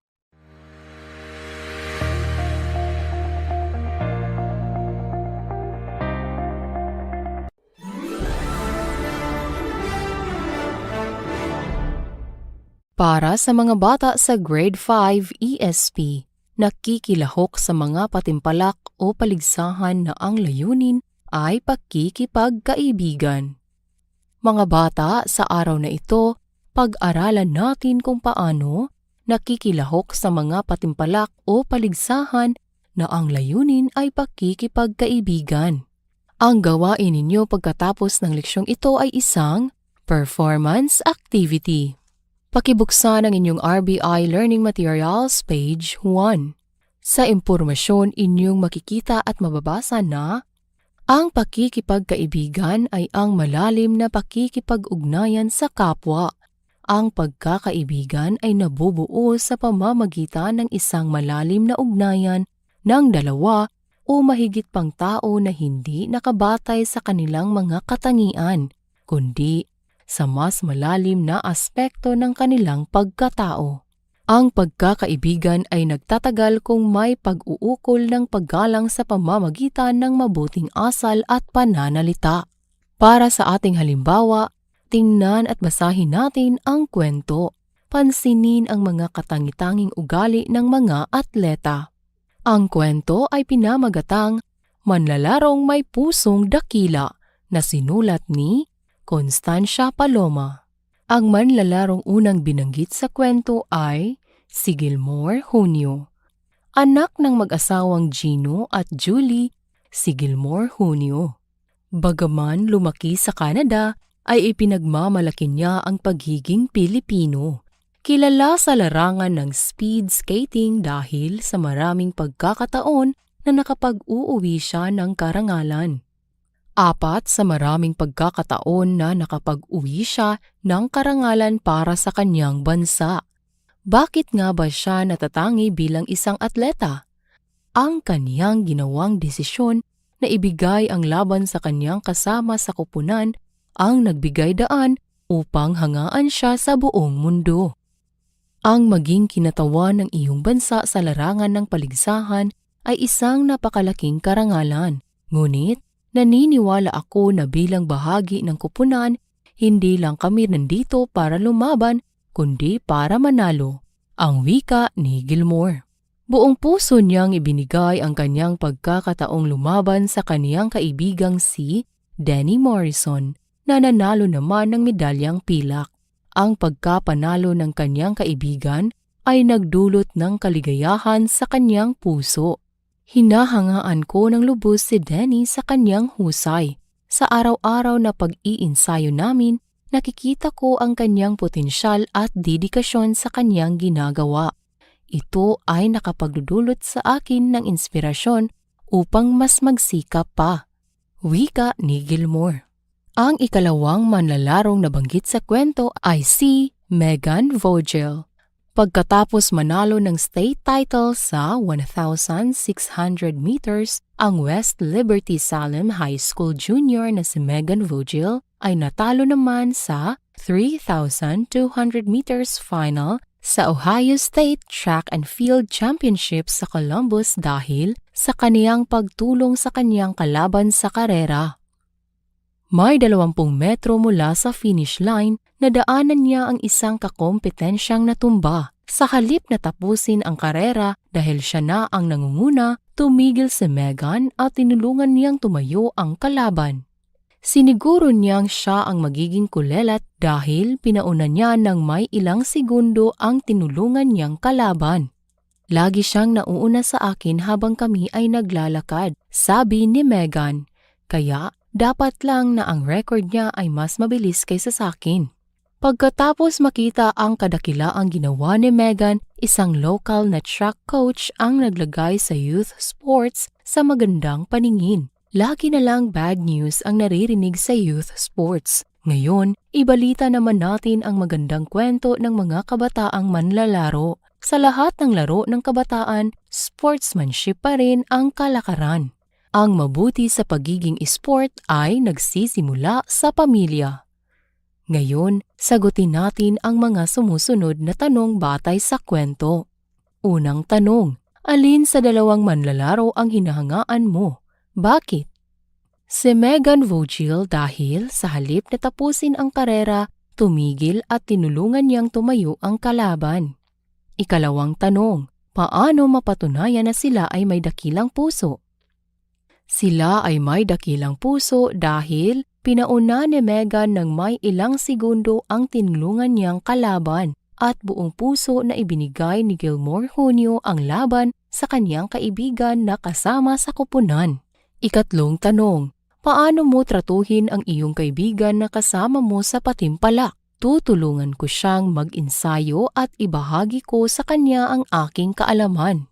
Ngayon mga bata, para sa inyong gawain, pakibuksan ang inyong RBI Learning Materials page 3. Lagyan ng check ang hanay kung nakikilahok sa mga patimpalak o paligsahan na ang layunin ay pakikipagkaibigan at X naman kung hindi. Ngayon mga bata, oras na para gawin ninyo ang inyong gawain.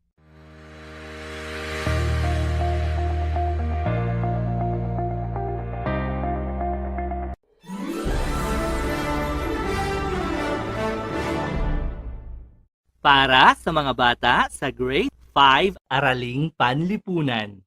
Natatalakay ang epekto ng patakarang kolonyal na ipinatupad ng Espanya sa bansa. A. Patakarang pang-ekonomiya. Halimbawa, kalakalang galyon, monopolyo sa tabako, at Real Compañía de Filipinas.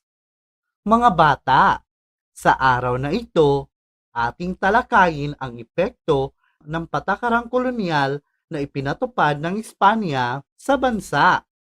A. Patakarang pang-ekonomiya. Halimbawa, Kalakalang-Galyon, monopolyo sa tabako, at Real Compania de Filipinas. Mga bata, pakibuksan ang inyong self-learning materials, Episode 10, Day 8, page 39. Inyong mababasa ang impormasyon tungkol sa patakarang pang-ekonomiya na ipinatupad ng mga Espanyol sa Pilipinas. Isa sa malaking pagbabagong naganap sa ilalim ng pamamahala ng mga Espanyol sa Pilipinas ay may kaugnayan sa ekonomikong kalagayan ng bansa bilang kolonya ng Espanya. Ipinatupad sa Pilipinas ang sumusunod na patakarang pang-ekonomiya. Pang-apat, Kalakalang-Galyon. Pang-5, monopolyo sa tabako. Pang-6, Real Compania de Filipinas. Halimbawa, balikan natin ang segment sa nakita ni Steffi at Annie.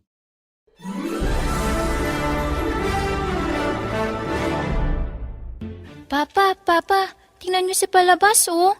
Sinasaktan na naman ng mga Espanyol ang mga lalaking Pilipino. Oo nga, Papa.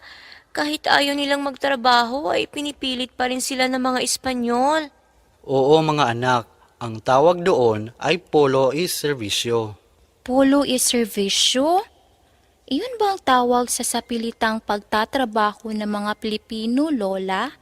Oo, Apo. Tama ka sa iyong sinabi.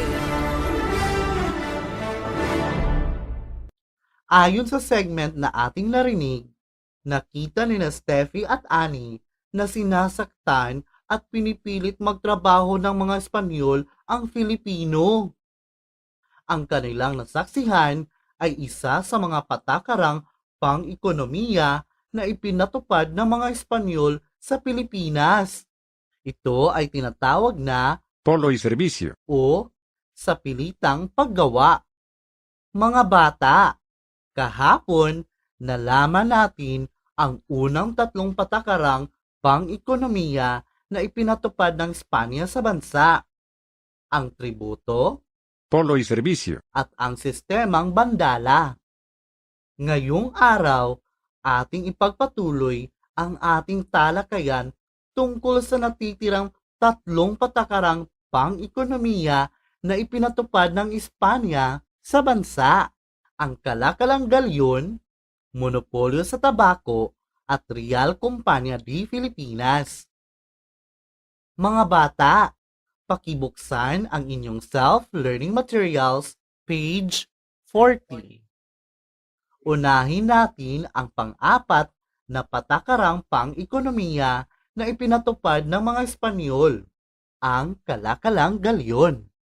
Sa unang kahon, inyong mababasa ang patakarang pang-ekonomiya at sa pangalawang kahon, inyong mababasa ang epekto ng patakaran.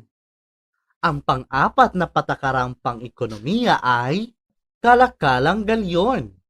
Ang Kalakalang-Galyon ay isang monopolyong kalakalan na ipinatupad ng pamahalaang Espanyol sa Maynila at Acapulco na pinangasiwaan ng pamahalaan bilang pagsunod sa hari ng Espanya. Ito ay ang pagpapalitan ng kalakal at isinakay sa mga galyon ng Maynila o galyon ng Acapulco sa Mexico. Ang epekto nito ay, ngunit nakaranas ng pananamantala ang mga Filipino sa kamay ng mga Espanyol. Napabayaan ang pamamahala sa mga lalawigan at ang pagpapaunlad sa pagsasaka at iba pang industriya. Tanging nakinabang ay ang mga Espanyol at iba pang mga dayuhan. Ngayon, pag-aralan natin kung paano talakayin ang epekto ng Kalakalang-Galyon bilang isa sa mga patakarang pang-ekonomiya na ipinatupad ng mga Espanyol sa Pilipinas. Mga bata, sa pagtatalakay ng epekto ng patakarang kolonyal, unang isusulat ang kahulugan ng patakarang pang-ekonomiya. Kasunod nito ang epekto ng patakaran. Mga bata, balikan natin ang pang-apat na patakarang pang-ekonomiya, ang kalakalang galyon. Una, isulat natin ang kahulugan ng patakarang pang-ekonomiya. Mga bata, sa pang-apat na bilang, ang sinalong guhitan ng isang beses sa unang kahon ay ang kahulugan ng kalakalang galyon bilang pang-apat na patakarang pang-ekonomiya na ipinatupad ng Espanyol sa Pilipinas. Ang isusulat natin ay ang kalakalang galyon ay isang monopolyong kalakalan na ipinatupad ng pamahalaang Espanyol sa Maynila at Acapulco na pinangasiwaan ng pamahalaan bilang pagsunod sa hari ng Espanya. Ito ay ang pagpapalitan ng kalakal at isinakay sa mga galyon ng Maynila o galyon ng Acapulco sa Mexico. Kasunod nito ay ang epekto ng nasabing patakarang pang-ekonomiya. Mga bata, sa pang-apat na bilang, ang sinalong guhitan ng 2 beses sa pangalawang kahon ay ang epekto ng kalakalang galyon bilang pang-apat na patakarang pang-ekonomiya na ipinatupad ng Espanyol sa Pilipinas. Ang isusulat natin ay, ngunit nakaranas ng pananamantala ang mga Pilipino sa kamay ng mga Espanyol. Napabayaan ang pamamahala sa mga lalawigan at ang pagpapaunlad sa pagsasaka at iba pang industriya. Tanging nakinabang ay ang mga Espanyol at iba pang mga dayuhan. Kaya, ang halimbawa ng pagpapaliwanag sa epekto ng kalakalang galyon bilang patakarang pang-ekonomiya na ipinatupad ng mga Espanyol ay inyong makikita at mababasa sa loob ng kahon. Ang kalakalang galyon ay isang monopolyong kalakalan na ipinatupad ng pamahalaang Espanyol sa Maynila at Acapulco na pinangasiwaan ng pamahalaan bilang pagsunod sa hari ng Espanya. Ito ay ang pagpapalitan ng kalakal at isinakay sa mga galyon ng Maynila o galyon ng Acapulco sa Mexico. Ngunit, nakaranas ng pananamantala ang mga Filipino sa kamay ng mga Espanyol.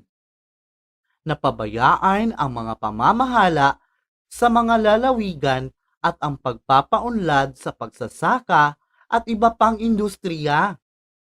Tanging nakinabang ay ang mga Espanyol at iba pang mga dayuhan. Nakuha niyo ba mga bata? Magaling! Ngayon mga bata, para sa iba pang halimbawa, basahin ang inyong self-learning materials sa susunod na pahina. Ngayon mga bata, para sa inyong gawain, pakibuksan ang inyong self-learning materials, pages 43, 44 at 45. Kailangan ninyong talakayin ang epekto ng mga patakarang pang-ekonomiya na ipinatupad ng Espanya sa Pilipinas. Unang isulat ang kahulugan ng patakarang pang-ekonomiya. Kasunod nito ang epekto ng nasabing patakarang pang-ekonomiya. Isulat ang inyong sagot sa loob ng kahon.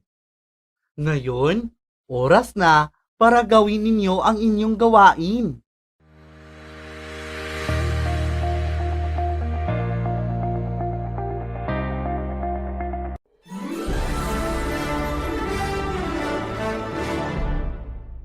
Para sa mga bata sa grade 6 mathematics, describes the exponent and the base in a number expressed in exponential notation. Today, we are going to learn how to describe the exponent and the base in a number expressed in exponential notation. At the end of this lesson, you're going to answer a written activity. Now, kindly open your RBI learning materials on page 1. You can see and read in the information that exponential notation is composed of a base and an exponent. It is a shorthand way of writing repeated multiplication and indicates that the base is a factor and the exponent is the number of times the factor is used in multiplication. In your RBI learning materials, you can see a number expressed in exponential notation. In that example, 2 is the base, while 4 is the exponent. The exponent will tell how many times the base is used as a factor. Thus, the example is read as 2 to the 4th power, which could be also expressed as 2 times 2 times 2 times 2. The base 2 is used as a factor 4 times. With this, 2 to the 4th power equals 2 times 2 times 2 times 2 equals 16. Below, you can see a table showing 3 columns. On the first column, you can see the exponential expression. On the second column, you can see how the exponential expression is read. On the second column, you can see how to read the exponential notation in a statement form. And on the third column, you can see the meaning and the value of the exponential expression. On the first column, you can see that the base of the exponential expression is 2 and the exponent is 4. It is read as 2 to the 4th power. And the meaning and value of the exponential expression is 2 times 2 times 2 times 2 equals 16. Let's have example 1. Let us learn how to describe the exponent and base in a number expressed in exponential notation. Using this first example, inside the box, you can see the first example of exponential expression. Now, let us describe this number as expressed in exponential form using these steps. So, naatay mga steps or mga lakang nga kinahanglan natong sundon para atong ma-describe ang number nga gi-express sa exponential form. So, step 1. Write the exponential notation. So, ato lang isulat ang exponential notation nga gihatag. So, the answer is, the exponential notation is 4 to the 5th power. Step 2. State how it is read. Atong isulat kung unsaon pagbasa ang gihatag nga exponential notation. So, the answer is, it is read as 4 to the 5th power. Step 3.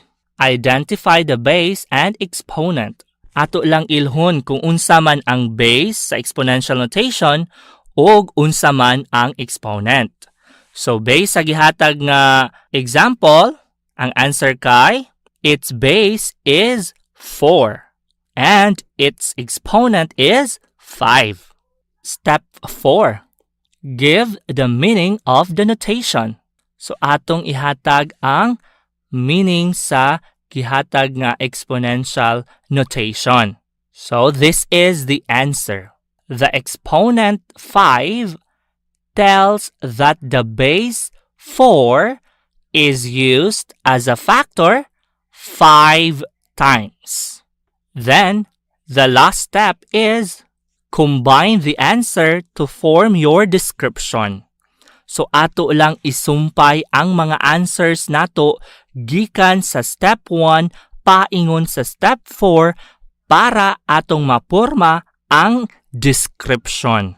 Mga bata, ang description inyong mabasa sa inyong RBI Learning Materials, page 2. The exponential notation is 4 to the 5th power. It is read as 4 to the 5th power. Its base is 4 and its exponent is 5. The exponent tells that the base 4 is used as a factor 5 times. Remember mga bata, ato lang isumpay ang atong mga answers gikan sa step 1 padulong sa step 4 para makahimo tag description sa gihatag nga exponential notation. Exponential notation is composed of a base and an exponent. The exponent can be expressed as nth power using ordinal numbers such as second, third, fourth, and so on. It will tell how many times the base will multiply itself. Nakuha niyo ba mga bata? Magaling! Now, kindly read and study example 2, which is found in your RBI Learning Materials on page 2. Then, after that, for your activity, you are going to describe the given exponential notation. Now, it's time for you to do your activity.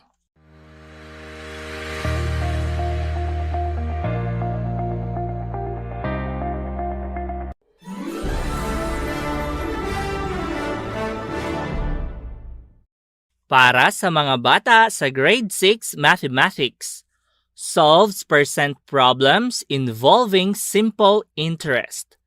Mga bata, in our previous lessons, we've learned how to solve percent problems involving simple interest. Today, let's have another example. At the end of this lesson, you're going to answer a written activity. Now, for example 4, kindly open your RBI Learning Materials on page 5.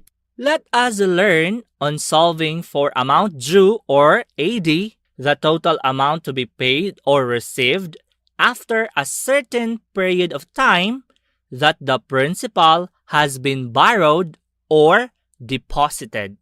So, akong basahon karon ang sample problem nga naa diha sa inyong RBI Learning Materials. Listen very carefully. Aling Lucia borrowed 75,000 pesos with 5% interest monthly. She will use it in expanding her business. She plans to return it after a year.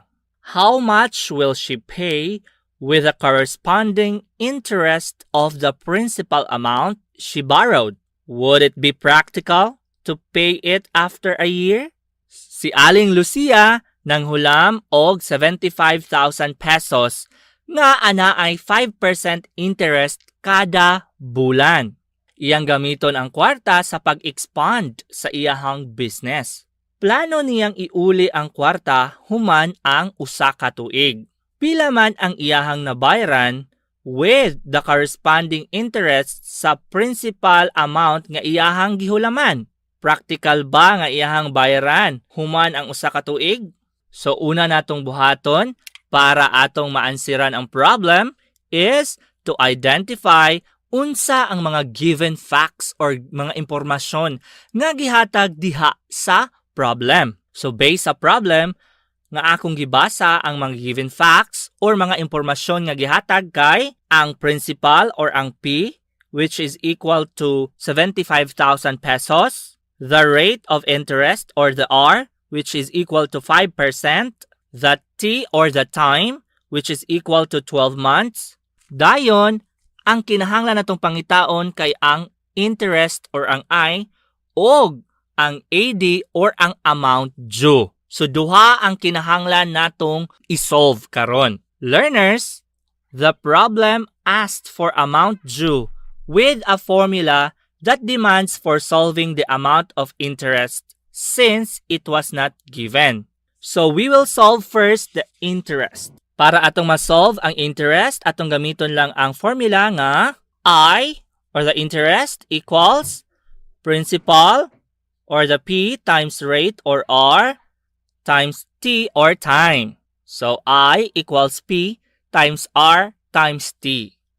Sunod, ato lang i-substitute ang mga values sa taga-term. So ang equation mahimo ng I equals the value of the principal which is 75,000 times ang value sa rate nga 5% times ang value sa time nga 12 months. Kay kung atong i-convert ang 1 year o ang usa ka tuig into months, mahimo man siyang 12 months. So atong gamiton diha ang 12 months. Dayon, ang sunod natong buhaton is ato ang i-convert una ang 5% nga rate into a decimal number. Ato alang i-move ang decimal point 2 places to the left. So mahimo na siyang 5 hundredths or 0.05. So ang equation mahimo ng I equals 75,000 pesos times 5 hundredths or 0.05 times 12. Ato unang i-multiply ang 75,000 pesos ug ang 5 hundredths. So ang answer ana kay 3,750 pesos. So ang equation mahimo ng I equals 3,750 pesos times 12. So kung atong i-multiply ang 3,750 pesos ug ang 12, ang answer ana kay 45,000. I equals 45,000 pesos. So ang atong answer kay the interest will be 45,000 after 1 year. So nakuha na nato ang interest sulod sa usa ka tuig nga 45,000 pesos. Ang sunod natong buhaton, ato na dayong isolve ang amount due or ang AD using the formula which is amount due or AD equals principal or the P plus the interest or the I. So, sunod, ato lang i-substitute ang mga value sa taga-term.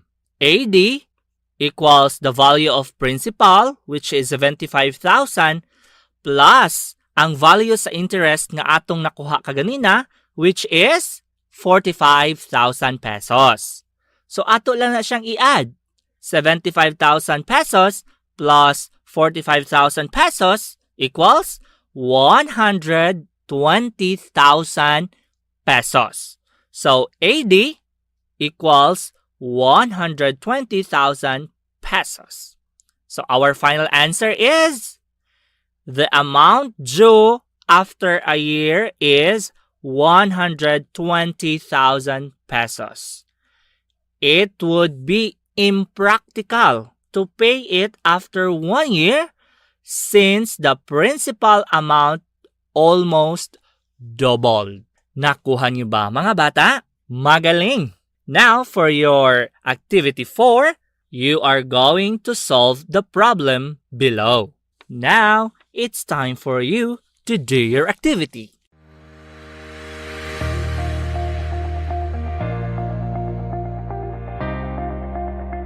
Sa ngalan na lang sa kinatibuk ang puwersa sa Tangub City Division sa pagpanguna sa atong Schools Division Superintendent Dr. Agostines Esepi, ingon man sa pag-abag sa atong Assistant Schools Division Superintendent Dr. Lorena P. Serrano, ingon man sa pag-ayuda o pagsuporta gayud sa atong lokal nga pangagamhanan, pinaagi sa atong halangdong mayor Dr. Jennifer Witan, kining inyong mga magtutudlo sa kahanginan maingon kaninyo, daghan kayong salamat sa inyong pagpakiguban kanamo sulod sa duha ka takna nga tulumanon. Hangtod ugma, bye-bye everyone, God bless us all.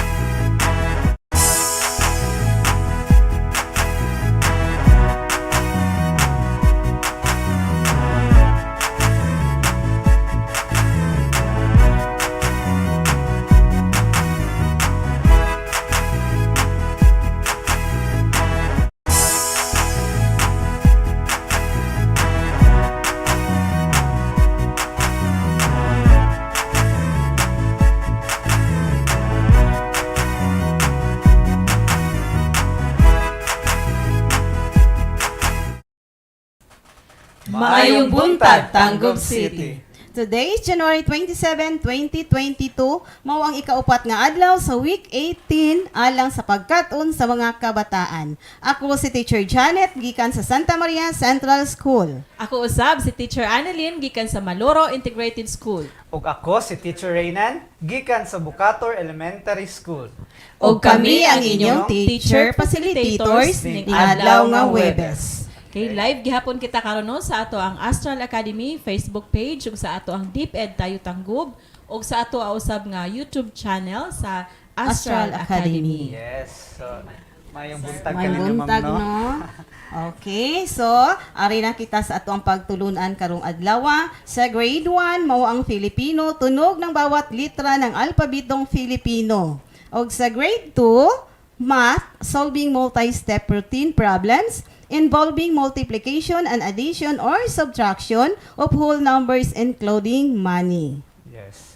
Ang sa grade 3 Sa grade 3. Okay, sa grade 3 usab ato ang hisgutan unya sa health about good self-management and good decision-making skills to prevent common diseases. Og sa English usab ato ang hisgutan ang bahin sa fact and opinion. Okay, so alang usab sa ato ang mga grade 4 learners, ma'am, no? Alang sa arts, telling a story or relating experiences about cultural communities seen in a landscape. O sa edukasyon sa pagpapakatao, pagpapakita ng paggalang sa iba sa paggamit ng pasilidad.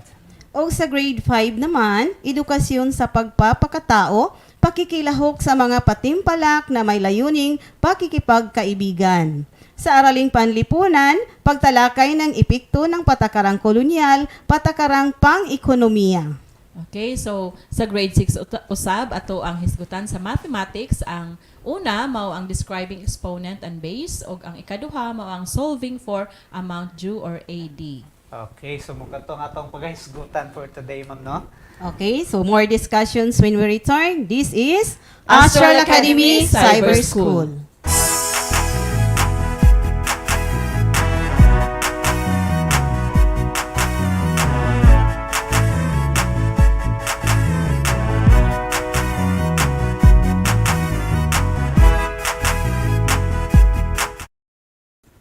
Okay, and we are back still here in Astral Academy Cyber School.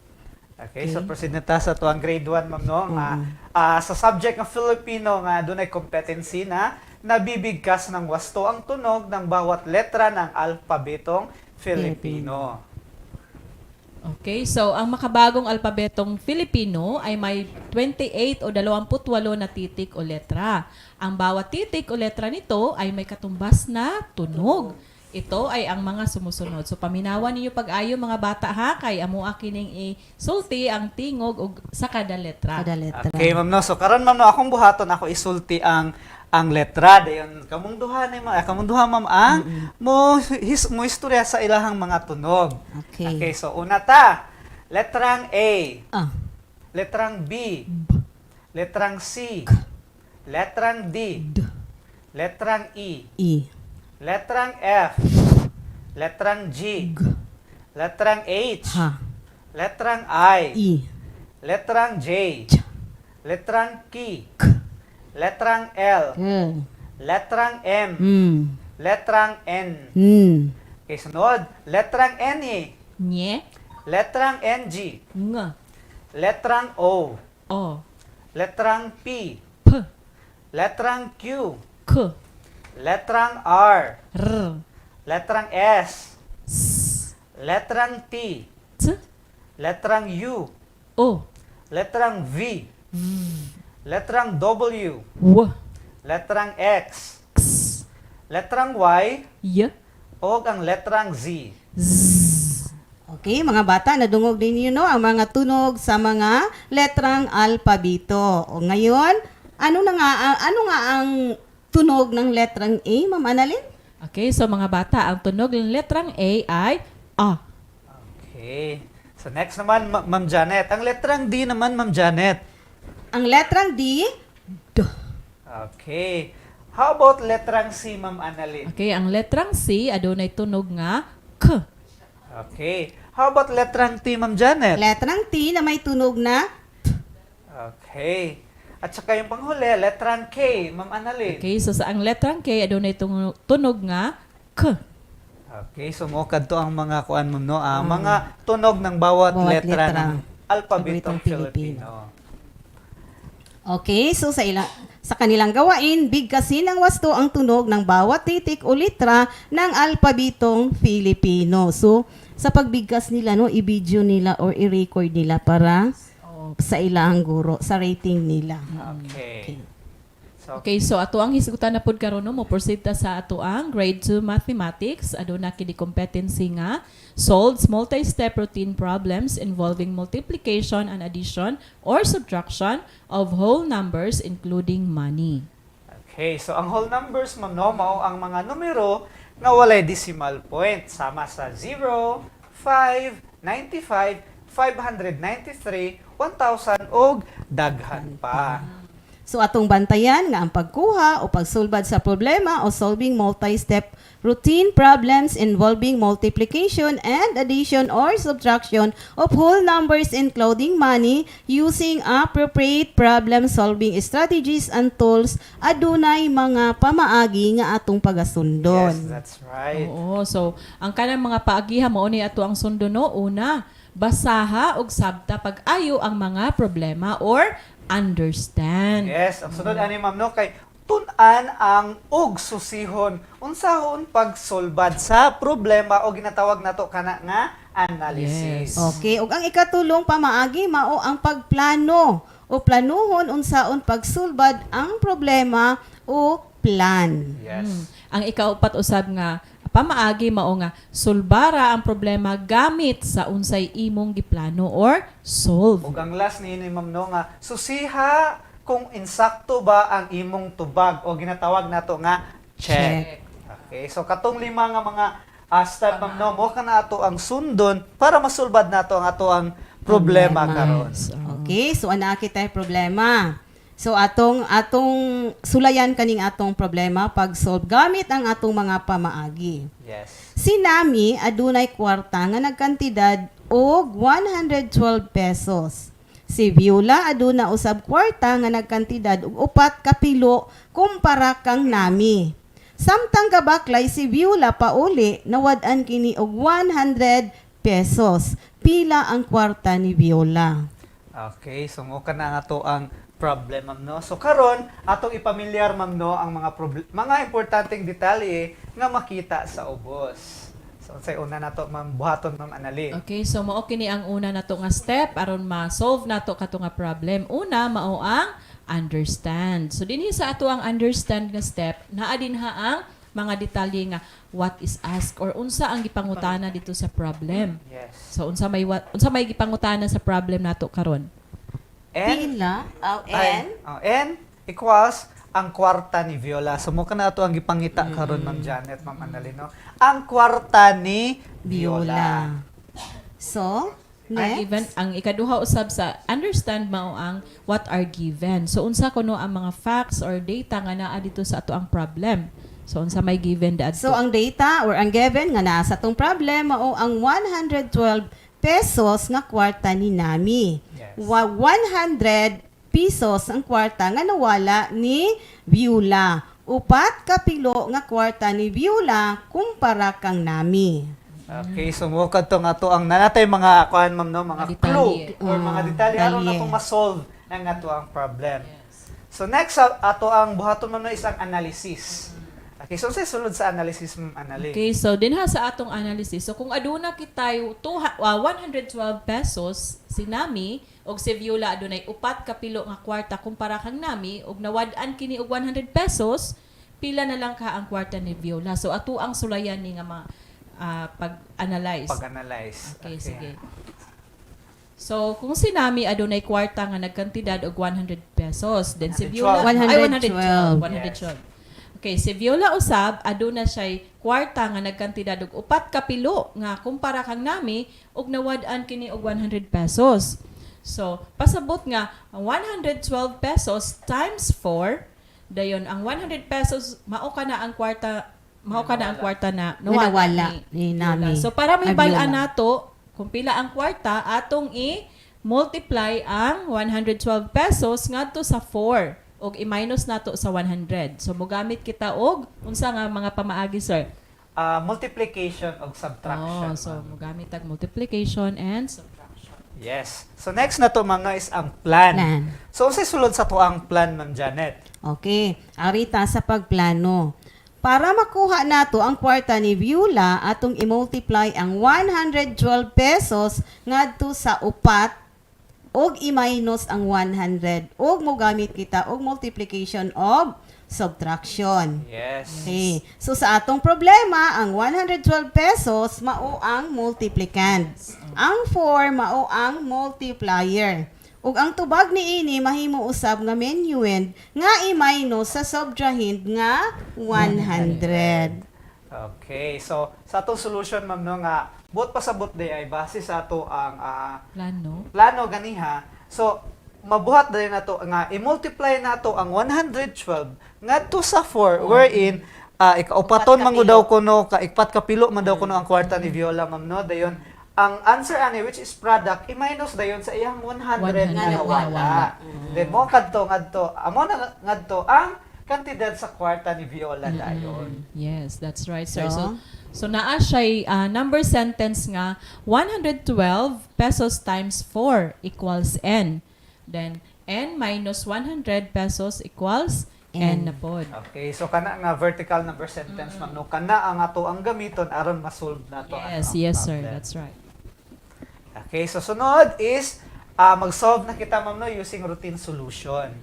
Okay, so first step natong gamiton is para makuha nato or pila ang kwarta ni Viola, atong i-multiply ang 112 ngadto sa 4 ug i-minus ang 100. So aduna kita step 1, ma'am. Unsa ang step 1 nato, Ma'am Janet? Okay, ang step 1 mao kining atong i-arrange ang solution gamit ang vertical subtraction sentence. Okay. So, mao kini siya. Step 1. So 112 pesos times 4. No, 4 kay kapupat man gipilo ang kwarta. So 112 is the multiplicand, 4 is the multiplier, and n is the product. Yes. Okay, then sa subtraction sentence, Rinan? Sa atong subtraction sentence, ma'am, no, ato po na siyang mabuo gikan pod sa to ang unang solution ganiha.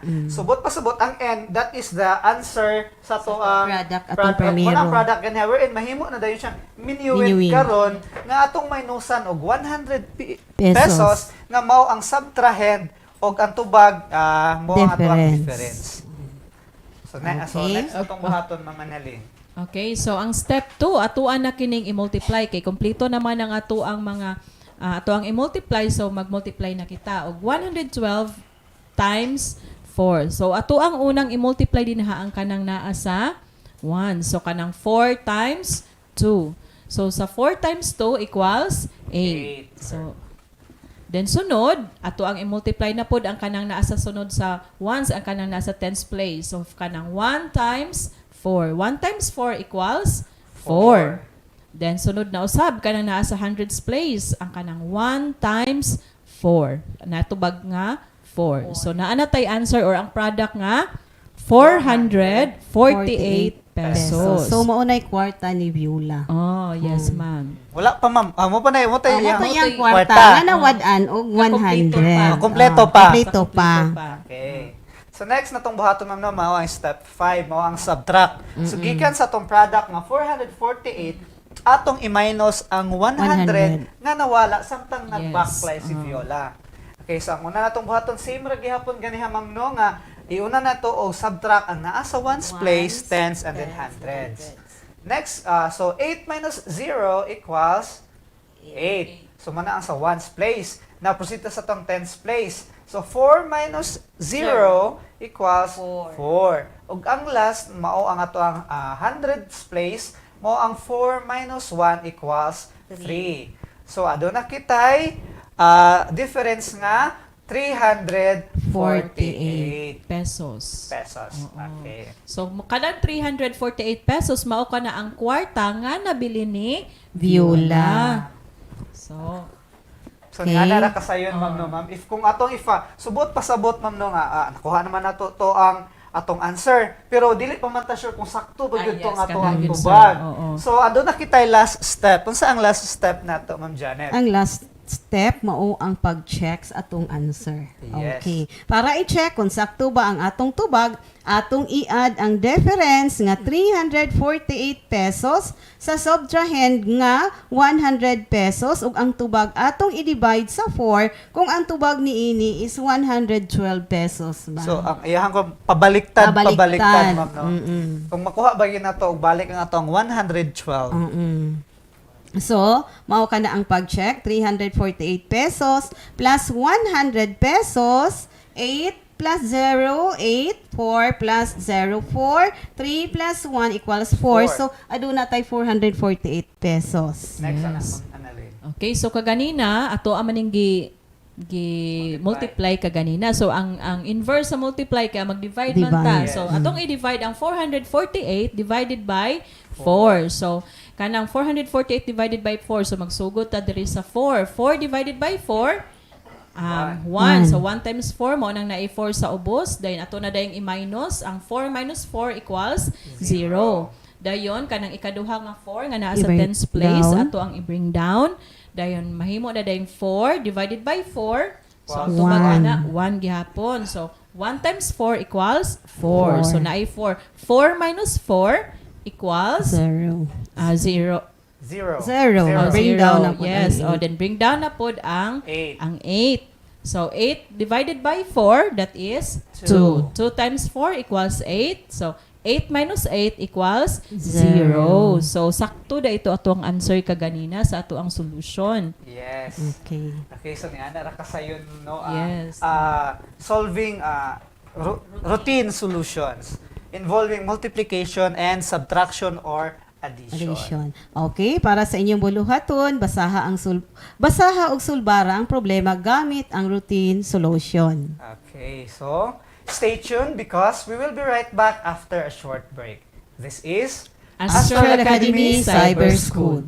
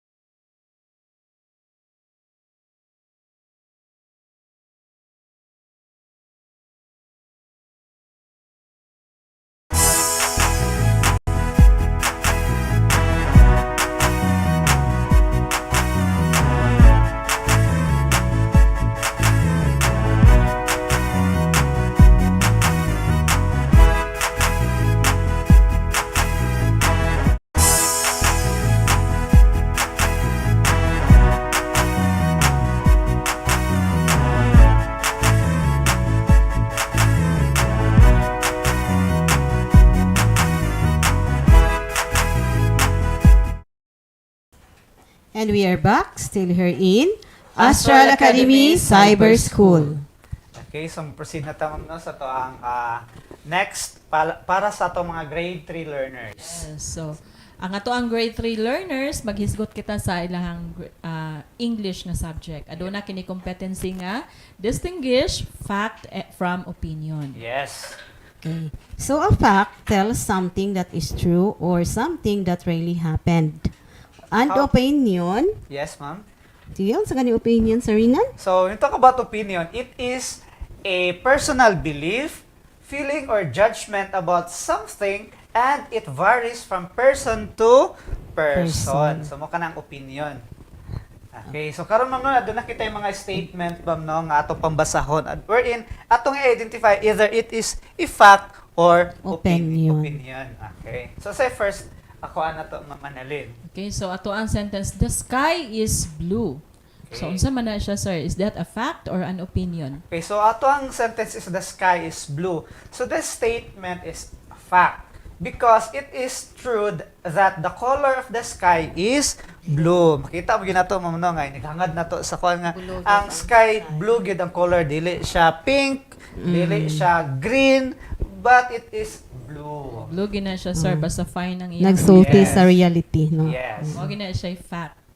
Okay, so next na to ma'am Janet, aduna kita yung statement nga dogs have 4 legs. So unsa man na siya ma'am? Fact or opinion? Okay? The statement is fact because it is true that the dogs have 4 legs. So, kuan gid siya no, gawas lang kung maputlan o Maputlan. isa. Pero ang common gid na niya is ang dog is a 4-legged animal. So 4 legs gina siya. Fact gina siya. Yes, ma'am. So next na to na statement ma'am no is the sun is hot. So, unsa man na siya ma'am? The sun is hot. Is it fact or opinion, ma'am Annalyn? Okay, the sun is hot. Kuan gina siya, sir. Fact, that statement is fact because it is true that the sun is really hot. Malanay pamanggani ng kuano kana naa sa duol sa sun. So, Maski init kita gina siya. gali ma'am no nga layo na kaayo labi Yes. na ustok ng dako. Init Perting kaayo. inita, walay ganahan mo gawas tungod kay ang sun is init kaayo.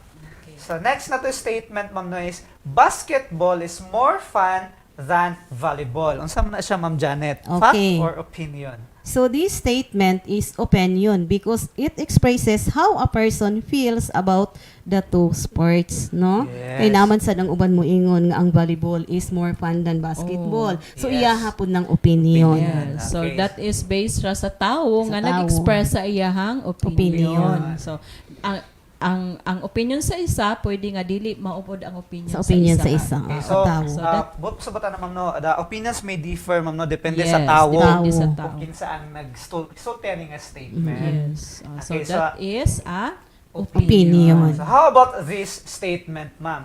Cats are helpful house pets. How about that, ma'am Annalyn? Okay, so the statement is an opinion because it expresses how a person feels about the cat. So, Cats. example ko no, ang tao ganahan siya cat, so syempre para siya helpful tong cat, pero sa mga tao nga asthmatic, murag dili kayo helpful ang cats. Ilahang balay. So depende na po sa tao kay namo Yes. tao po ma'am no nga hilig og mga pet. Yes. Dapoy ba nga mairita og na Mairita pet. og naay pet.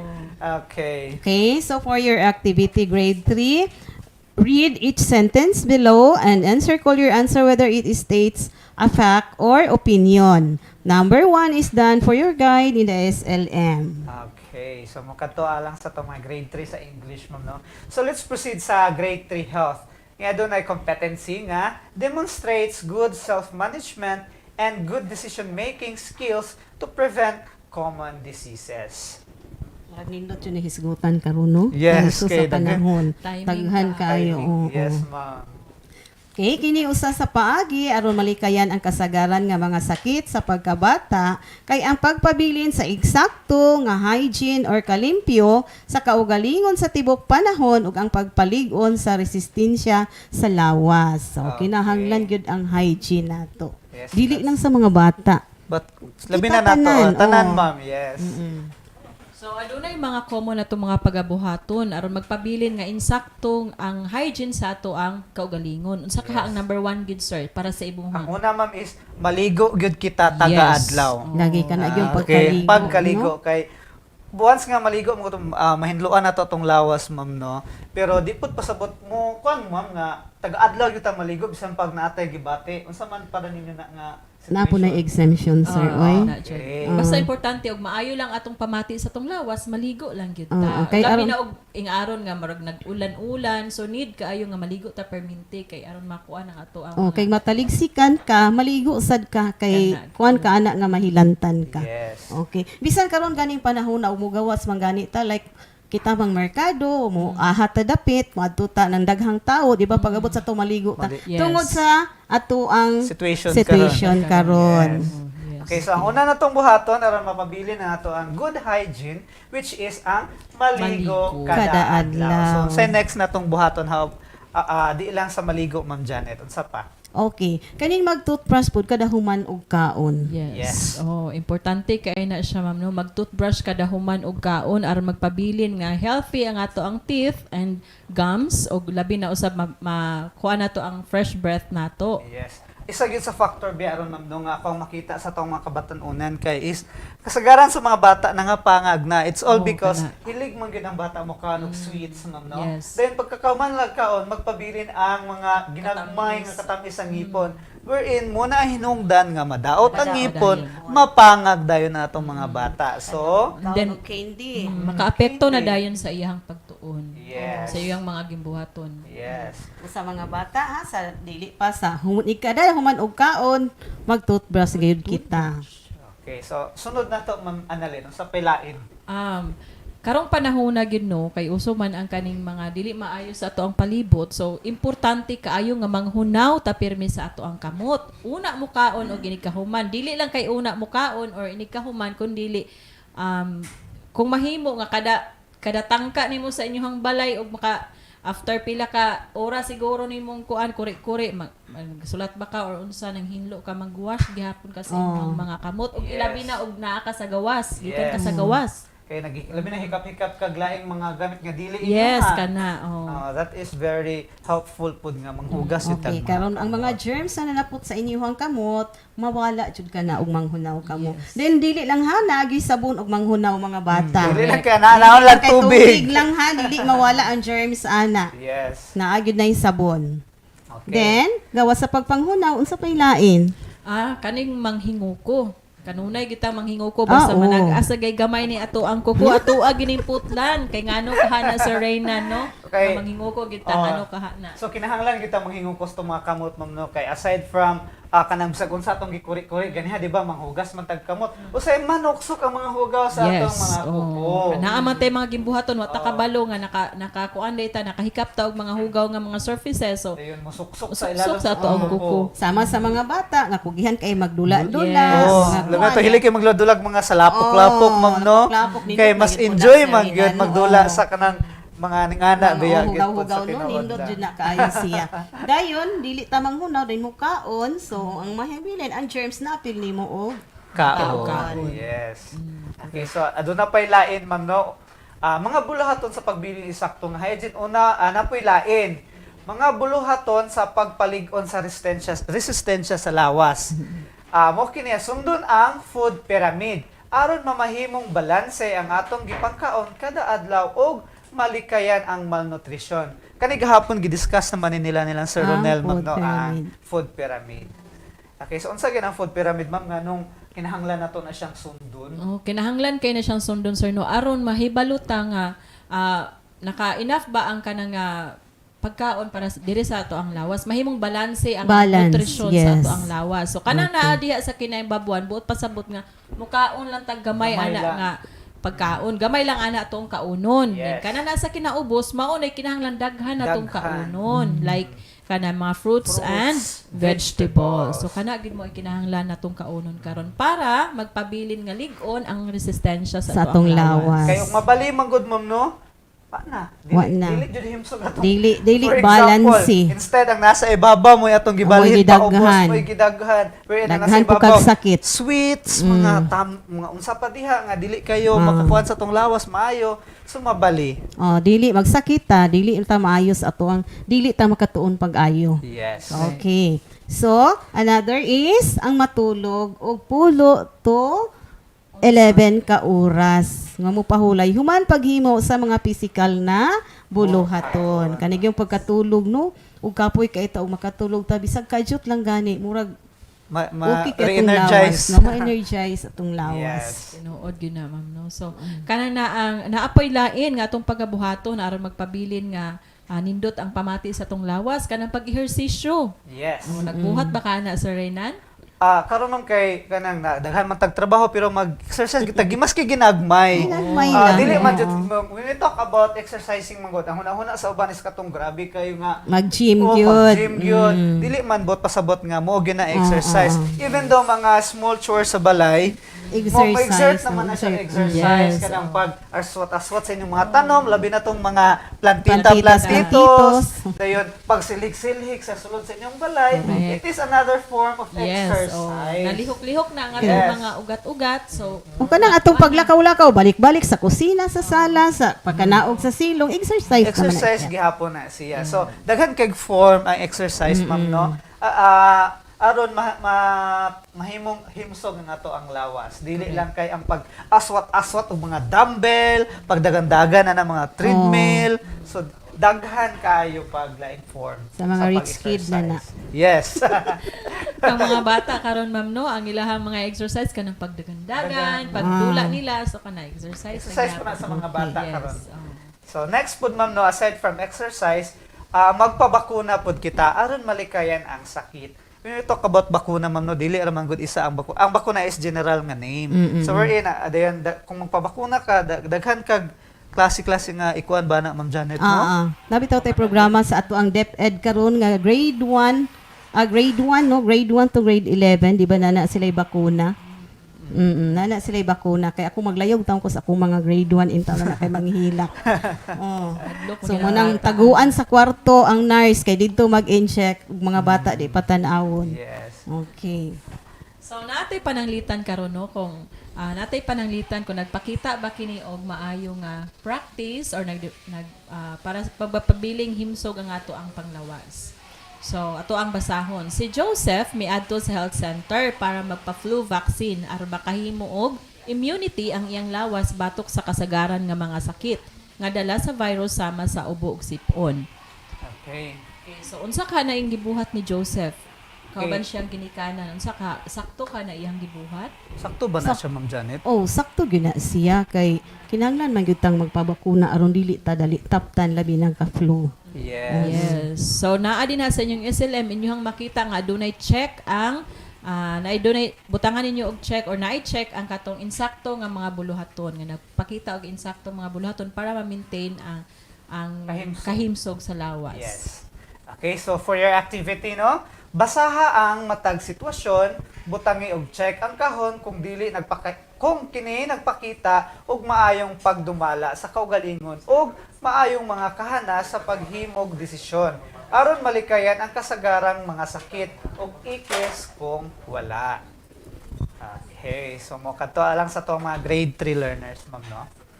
Okay, so stay tuned because we will be right back after a short break. This is Astral Academy Cyber School.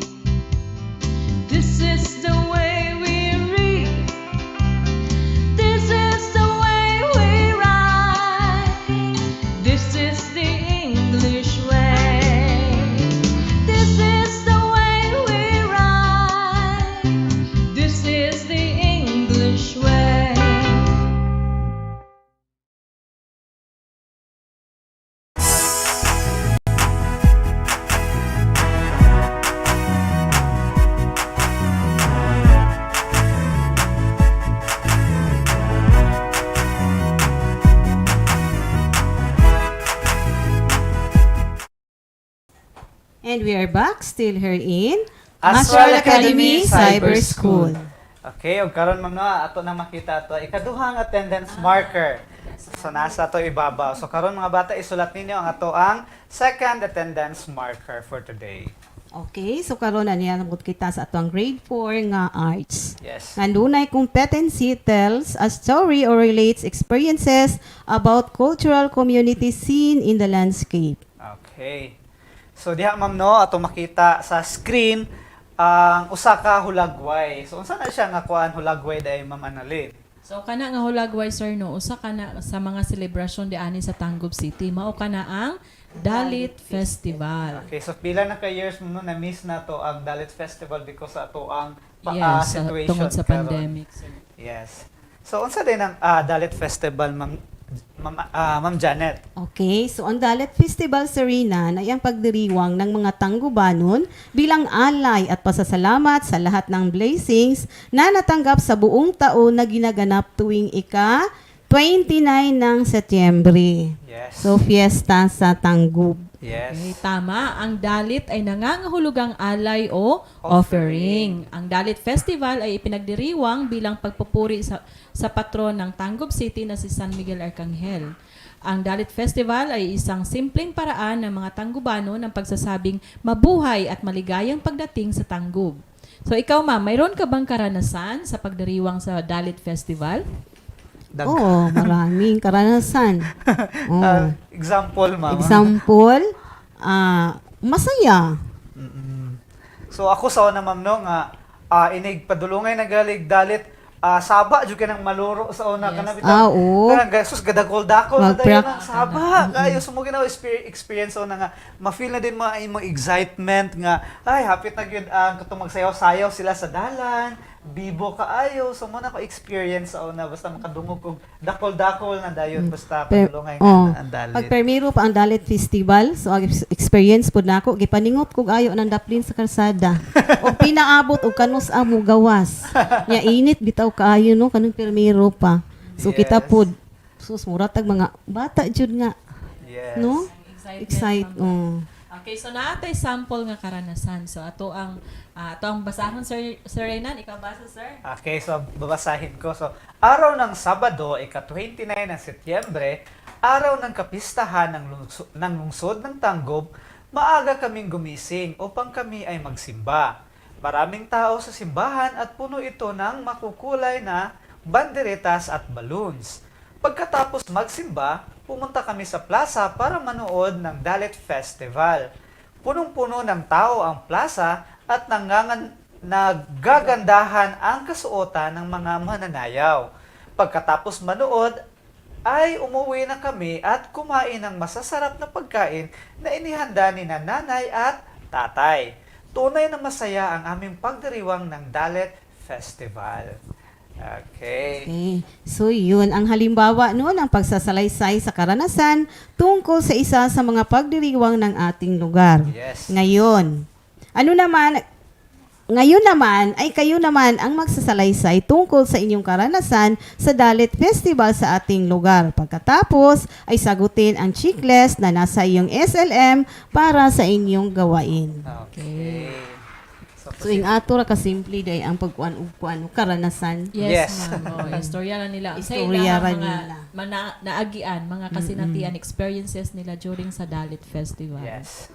Okay, so mo-proceed na ta sa ato ang edukasyon sa pagpapakatao aduna kini competency nga nakapagpapakita ng paggalang sa iba sa paggamit ng pasilidad ng paaralan ng may pag-alala sa kapakanan ng kapwa tulad ng palikuran, silid-aklatan at palaruan. Okay. So ang paralan ma'am no ay isang lugar kung saan tinuturuan ang mga mag-aaral upang magkaroon sila ng mga kaalaman. Mahalaga ang maayos at malinis na pasilidad sa paaralan. Ang pagpapanatili ng kaayusan ay isang hamon ng bawat isa. Okay. So ang mga pasilidad ng paaralan tulad ng palikuran, silid-aklatan, palaruan, silid-aralan, kantina, gymnasium, laboratory at iba pa ay napakamahalagang bahagi ng pagkatuto. na ipapakita sa bawat isa ang paggalang sa iba sa paggamit ng pasilidad ng maayos. Tama. Okay. So, ang nasa larawan na inyong makikita mga bata ay mga pasilidad, ilan sa mga pasilidad na makikita natin sa paaralan. So, yan, inyong makikita sa inyong screen ang silid aklatan. O library. Yes. Tama. How about next naman, Ma'am Janet? Okay, then makikita ninyo naman ang pasilidad nga palaruan. Yes, meron talagang palaruan kahit saang paaralan, Ma'am, no? Next naman is ang palikuran. Ayan yung mga CR natin, Ma'am, no? Kasi hindi naman talaga natin mapagkakailang we need minsan kailangan natin pumunta sa palikuran. So, mayroong mga tuntunin na dapat nating gawin para mapanatili ang wastong paggamit or para sa wastong paggamit ng mga lugar sa pampaaralan, gaya ng palikuran. So, una, panatilihin ang kalinisan ng dingding at sahig. Yes. So, kada adlaw na siyang gibuhat sa mga bata sa una, no? Kato nag face-to-face pa, perminting manghinlo gyud sa CR. Next is ang buhusan ang inidoro matapos itong gamitin. So, dapat, Ma'am, no? So, by the time pagkatapos natin gumamit ng palikuran, dapat buhusan natin ng tubig para hindi maging mabaho. Okay. So, ang pangatlo, iwasang magkaroon ng pagbara sa mga inidoro. So, huwag natin itapon sa inidoro yung mga tissue or papel. Mostly yun, Ma'am, no, sa mga bata, ang papel, i-shoot, dula-dula. Okay. So, next, Ma'am Jan. Okay, so pang-apat ay maghugas ng kamay pagkatapos gumamit ng palikuran. So, importante kayo na siya, no? Kada human o gamit sa palikuran, importante maghunaw gid sa kamot. Hunaw, kana yung pagpanghunaw. Yes, di ba? Muna ito gisgutan pag ganiha, di ba? Na maghugas ng kamay upang mapanatili ang kalinisan. So, next naman, Ma'am, no, is ating silid aklatan. Meron din tayong mga tuntunin. Una nito ay panatilihin ang kalinisan ng dingding at sahig. Just like kanina, Ma'am, no, na we need to, kailangan nating panatilihin ang kalinisan. Kasi kapag sa silid aklatan, kapag maraming dumi, parang hindi ka makakonsentrate sa pagbabasa. Yes. Tsaka iwasan din nila yung mga vandalism kasi uso yan sa mga bata, di ba? Yes, yung may mga saan-saan. Kapag kung saan-saan. Yes, kaya kung meron silang lapis, kahit saan, basta meron silang lapis o crayola. Yes. So, panatilihin natin ang kalinisan. Yes. Okay, pangalawa ay ang panatilihin ang katahimikan at kaayusan ng mga aklat. Yes. Di ba sa mga library human nato gamit sa ato ang mga libro kato na pay mga face to face maadto ta sa ato ang mga library ato ang ginang iuli kung asa nato gikuha ang ato ang mga books. Aside from that, Ma'am, no, isa gyud nga rule sa silid aklatan is wala jay mag correct kana good sir walay magtabi. Yes, walay magtabi, walay mag syagit chika-chika. Concentrate ta diya sa pagbasa. Yes. Okay. So, at ang pangatlo naman, iwasan ang pagkain sa loob ng aklatan. Yes, isa din yan. So, di pwede magdala o pagkaon. Yes. Okay, so mayroon naman tayo mga tuntunin na susundin kapag nasa palaruan tayo. Yes. So, una, panatilihin ang kalinisan sa palaruan. So, number 1, gini-permintin ng kalinisan, no? Okay, maugin na siya importante. Kahit saan, Ma'am, no, mapapalaruan man, silid aklatan o palikuran man, dapat yung kalinisan talaga. Okay, pangalawa, gamitin ng maayos ang mga laruan at pasilidad. Yes. So, bakit kailangan natin gamitin ng maayos, Ma'am? Para asa dili siya dali maguba. Yes. Mas mapuslan pa sa ubang mga bata. Yes. Okay. So, next naman is sundin ang mga tuntunin sa pasilidad upang maiwasan ang disgrasya. Kani, bantayanan siya, no?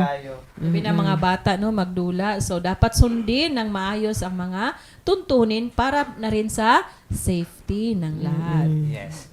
So, para sa kanilang gawain, Ma'am Janet. Para sa inyong gawain, lagyan ng check ang kahon kung naipapakita mo ang paggalang sa iba sa paggamit ng pasilidad ng paaralan ng may pag-aalala sa kapakanan ng kapwa at ekes kung hindi. Okay, so let's proceed na sa itong next, Ma'am, no? Para sa itong grade 5. Edukasyon sa pagpapakatao nga. Doon ay competency, nakikilahok sa mga patimpalak o paligsahan na ang layunin ay ang pakikipagkaibigan.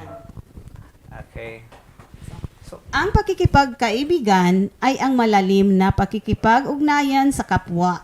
Ang pagkakaibigan ay nabubuo sa pamamagitan ng isang malalim na ugnayan ng dalawa o mahigit pang tao na hindi nakabatay sa kanilang mga katangian kundi sa mas malalim na aspekto ng kanilang pagkatao. Tama, ang pagkakaibigan ay nagtatagal kung may pag-uukol ng paggalang sa pamamagitan ng mabuting asal at pananalita. Yes, that's right, ma'am. No? So meron tayong istorya na mababasa sa SLM ang tungkol kay Gilmore Hunyo. Si Gilmore Hunyo ay isang Canadian-Filipino. So, muna na, ganihan ma'am, no, na binasa kanina yung story about kay Gilmore Hunyo. So, ngayon ma'am is, anong gagawin natin dito sa story ma'am? Okay, so ang ginawa ni Gilmore Hunyo ay isang magandang halimbawa ng paglahok sa paligsahan na nagpapakita ng layuning pakikipagkaibigan. Mahalaga man ang manalo, ngunit mas mahalaga ang pakikipagkaibigan nila. Pagkakaibigan nila ni Denny Morrison, ito yung kanyang ka-team. Oo. Ayon kay Hunyo, hinangaan niya ng lubos si Denny sa kanyang husay dahil sa kanyang potensyal at dedikasyon sa kanyang ginagawa. Ito ay nakapagdulot sa kanya ng inspirasyon upang mas magsikap pa. Okay, so yan yung Yung story kanina na binasa. Okay, so another story naman ma'am, no, kay Megan Vogel. So, anong nangyari dito, Ma'am Annalyn? Okay, so si Megan Vogel ay siya isang title holder. So pagkatapos niya manalo ng state title sa 1,600 meters, ang West Liberty Salim High School Junior na si Megan Vogel ay natalo naman sa 3,200 meters final sa Ohio State Track and Field Championship sa Columbus dahil sa kanyang pagtulong sa kanyang kalaban. So, ingana, no? May 20 meters mula sa finish line, nadaanan niya ang kanyang kakumpetensyang natumba. Sa halip na tapusin niya ang karera dahil siya na ang nangunguna, tumigil si Megan at tinulungan niyang tumayo ang kanyang kalaban. So, siniguro niyang siya ang magiging kulelat dahil pinaunan niya ng ilang segundo at ang tinulungan niyang kalaban. Alam kasi niya na yung kanyang kalaban ay mas magaling kaysa sa kanya. Okay. So, tinulungan niya yun para yun ang manalo. Talagsaon. Talagsaon na yung kinasya nga kung anong na So, incident. hanga-hanga ang kanyang ginawa. No, na pagtulong. So, ginawa niya itong isang magandang halimbawa na paglahok sa paligsahan na nagpakita ng layuning pakikipagkaibigan. Yes. Okay. Mas pinili kasi niya ang tulungan kaysa yung manalo siya sa kompetisyon. Yes. Okay, para sa inyong gawain, basahin ang mga sitwasyon na nasa inyong SLM. Lagyan ng check ang hanay kung nakikilahok sa mga patimpalak o paligsahan na ang layunin ay pakikipagkaibigan at ekes naman kung hindi. Okay, so stay tuned because we will be right back after a short break. This is Astral Academy Cyber School.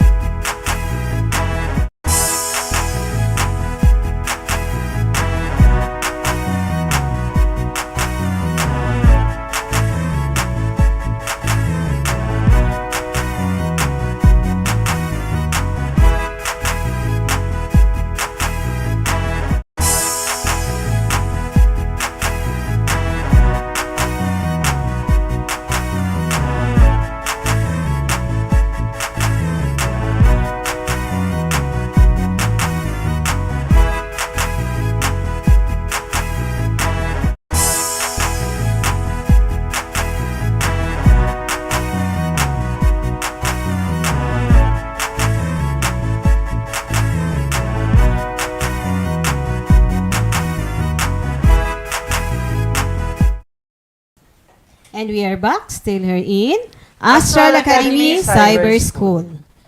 Okay, so let's proceed sa to ang grade 6 mathematics ma'am no nga dunay competency nga solves for amount due or AD the total amount to be paid or received after a certain period of time that the principal has been borrowed or deposited.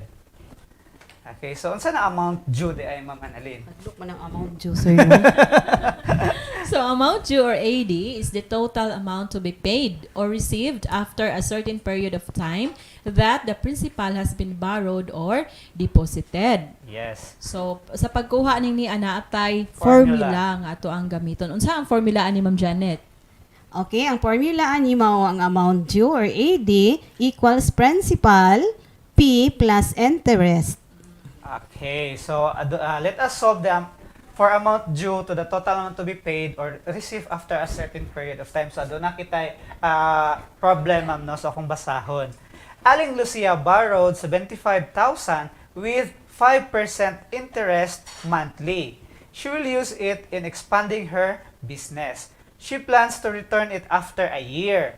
How much will she pay with the corresponding interest of the principal amount she borrowed?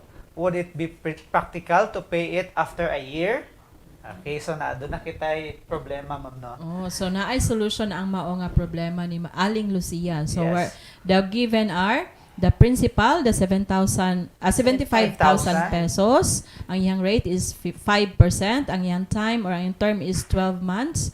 O pila ang iyang interest o ang iyang amount due. Okay, so atong pangitaan is ang interest o ang Amount due. So the problem asked for the amount due with a formula that demands for solving the amount of interest. Since it was not given. So we will solve for the interest first. Okay, so ato interest. So adto na kita formula, ma'am, no, for interest, which is I equals P times principal times plus rate rate times plus time. Okay, so atong first buhaton is to substitute. Yes, ma'am Annalyn. So, unsa na din ato ang kuan, ma'am, ato ang number sentence. Okay, so ang ato ang substitute na nato to mga figure nga naa sa ato ang formula. So atong principal is 75,000 times the rate 5% times 12 months or that is 1 year. Okay. Then sunod, ato na dayong i-multiply ang 75,000 pesos times, so ato asang i-convert ang 5% into decimal. So, okay, so in changing percentage to decimal, ma'am, no? Ato ara siyang i-move it two decimal places to the left. Okay, so diha unyo nakita ang 0.05 na dayon, which is equivalent to 5%. Okay. So, i-multiply na dayon siya sa 12. So, 75,000 times 0.05, that is 3,750 pesos. Then, i-multiply na po nato siya sa 12. That is the term. So, that is, ang iya diyang interest is 45,000 pesos after 1 year. So, naanatay interest nga nakuha. So, we will solve now for the amount due using the formula, the principal plus interest. So, pila ganito yung principal? The principal is 75,000. Yes, 75,000 plus the interest, which is 45,000 pesos. So, 75,000 plus 45,000 pesos, that is 120,000 pesos. So, the amount due after a year is 120,000 pesos. Yes. So, it would be Impractical. impractical to pay it after 1 year since the principal amount almost doubled. So, grabe ang problema atong tuwa. Yes. Okay. So, for your activity, read the problem in your SLM, then solve the problem. Okay. So, mao kadtong atong leksyon, ma'am, no, karong adlaw. Atang iusab ninyo ang programa para sa to ang mga senior high school karong alas 11. Okay, so before tamo proceed no, ato asang tan-awon ang attendance marker. Last attendance marker. Nasa ibabaw mga bata, isulat ninyo sa inyong SLM para present ka sa adlaw. Okay, atong pasalamatan ang nagpaluyo nining atong programa, ang atong Schools Division Superintendent Dr. Agostenes E. Sepi, ang atong executive producer, ug ang atong technical team, learners, teachers, ug sa tanang mga viewers hangtod sa sunod higayon ug sa samang oras. Kini si Teacher Janet. Ako usab si Teacher Annalyn. Ug ako si Teacher Raynan. Ug kami ang imon, ang batang kugihan mo tuon, adunay maayong kaugmaon. Bye!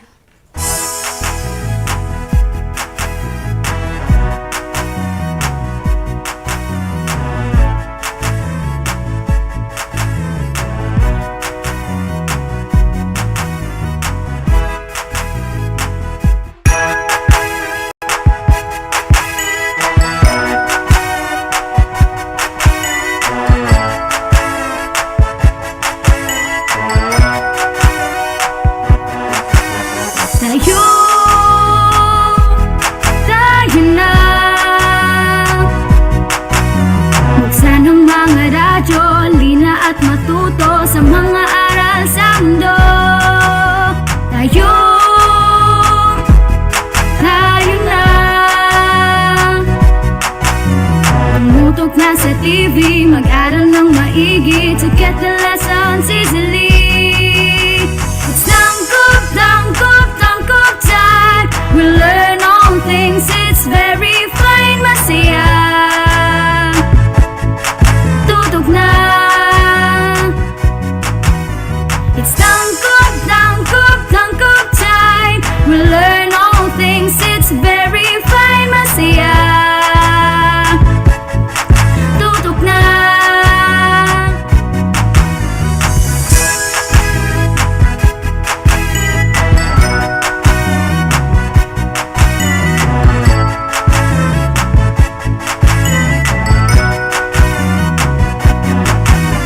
Tayo na.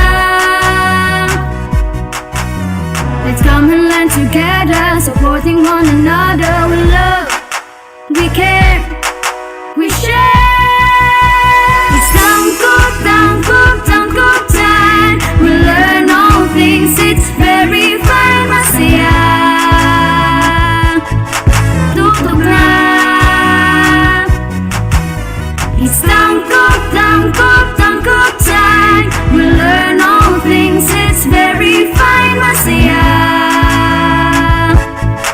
Tutok na.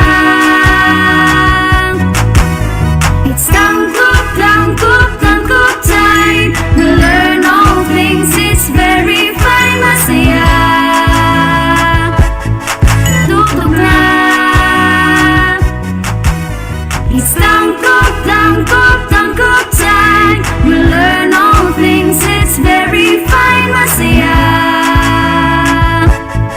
Tutok na. It's tangkop time. We learn all things, it's very fine, masaya. Tutok na. Tangkop time.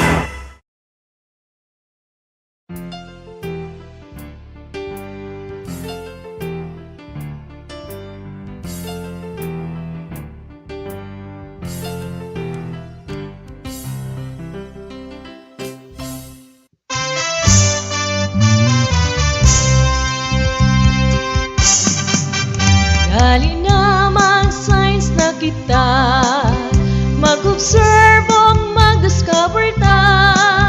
Living things o non-living things, mga stars o mga planeta. Dali na mag-science na kita, mag-observe o mag-discover ta. Living things o non-living things, mga stars o mga planeta. Mga stars o mga planeta. Mga stars o mga planeta.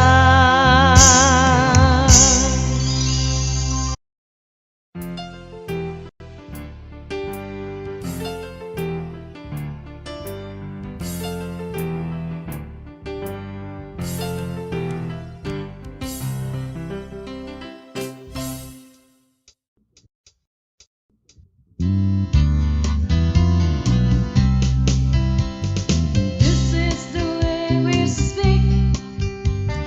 This is the way we read. This is the way we write. This is the English way. This is the way we speak. This is the way we read. This is the way we write. This is the English way. Come and learn to speak and write of the language of the world. Learn to understand the language of the world. This is the way we speak. This is the way we read. This is the way we write.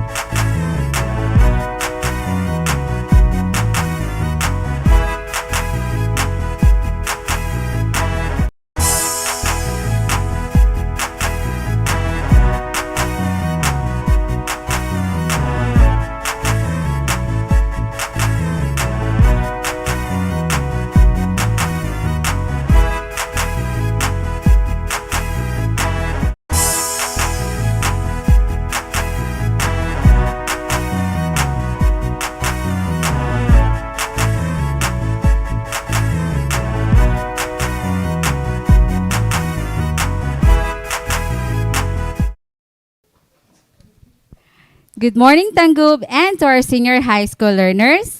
Good morning. I am teacher Cherilyn from Bungabong National High School. Good morning, learners, and to our YouTube subscribers, teachers, parents, administrators. Good morning. I am teacher Mary Ann from Pangabuan Integrated School, and We are your teacher facilitators for today.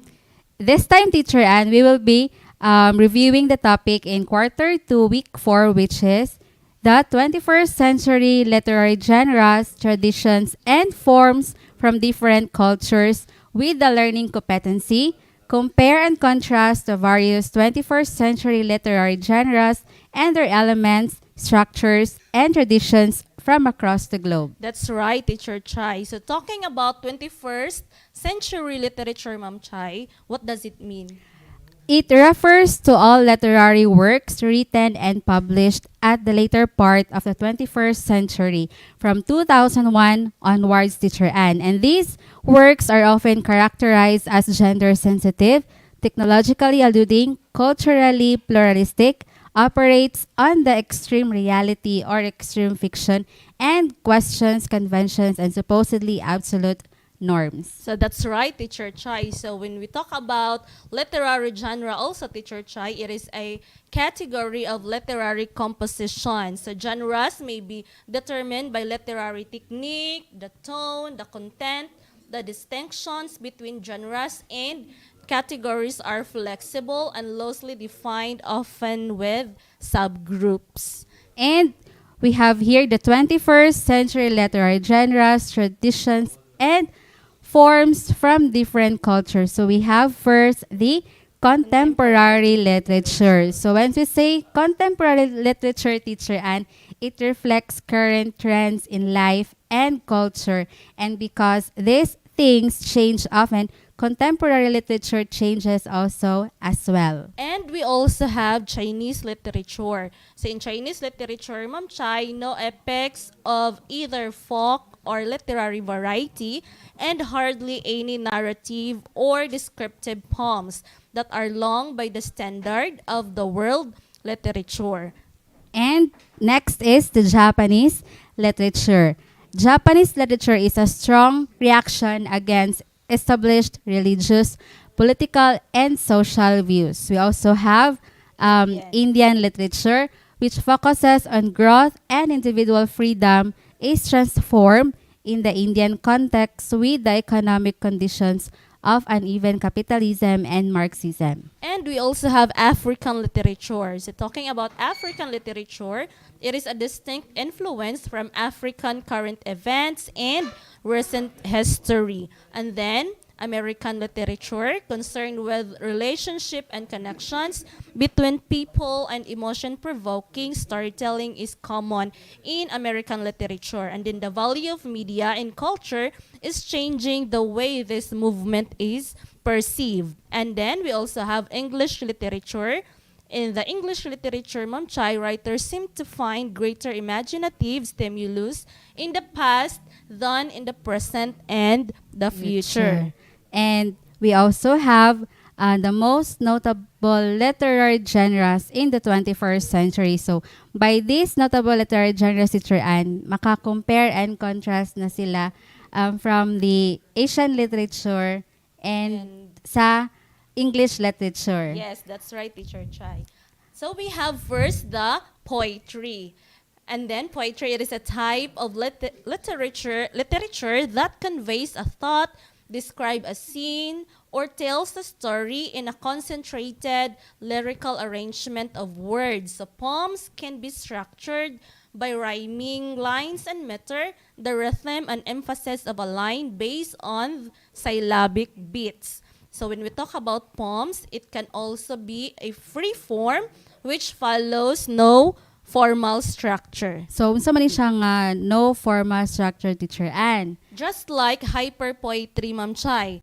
When we talk about hyperpoetry, it includes verse with links to sub-poems or footnotes, poetry generators, poetry with movements or images. Kaysa una manggod nga mga genres Ma'am Chay sa mga poems, di ba na dyan siya ginasunod nga mga rhyming lines. Na siya lines, But sa in tone poems, niya. yes, in poems dahil Ma'am Chay, labi na diri sa 21st century, it can be in a free form. Yes, teacher Ann. And also under hyperpoetry, it can consist of words, although not necessarily organized into lines and stanzas, as well as sounds, visual images, movement, or other special effects and color. That's right. And then we also have spoken poetry. So spoken Common word. kini siya karon ng spoken poetry, Common teacher, kini ano? siya. Kay mo ni siya ang ganahan o trending. Trending ni siya Oh, yes. karon. So in spoken poetry, spoken word utilizes concrete language, wordplay, and rhythm to tell stories through the use of vivid imagery. The listener is able to feel the words as they are being spoken. So in the spoken poetry, Ma'am Chay, ang speaker maka-express iya sa iyahang Through emotions, through sa iya ang emotions. na-feel. Yes, that's right. And then, the beautiful thing about spoken poetry, the spoken word is that a person is allowed to give his or her perspective on a certain topic without fear of debate. And it is an open display of the soul. With this medium, an individual is able to express feelings of anger and grief about current events. So, naa siya'y ma-express niya yung opinion nga unsay Yes. gusto niya iingon, teacher Ann. Through spoken poetry. Oh, kung nasakitan siya, then muna yang i-feel.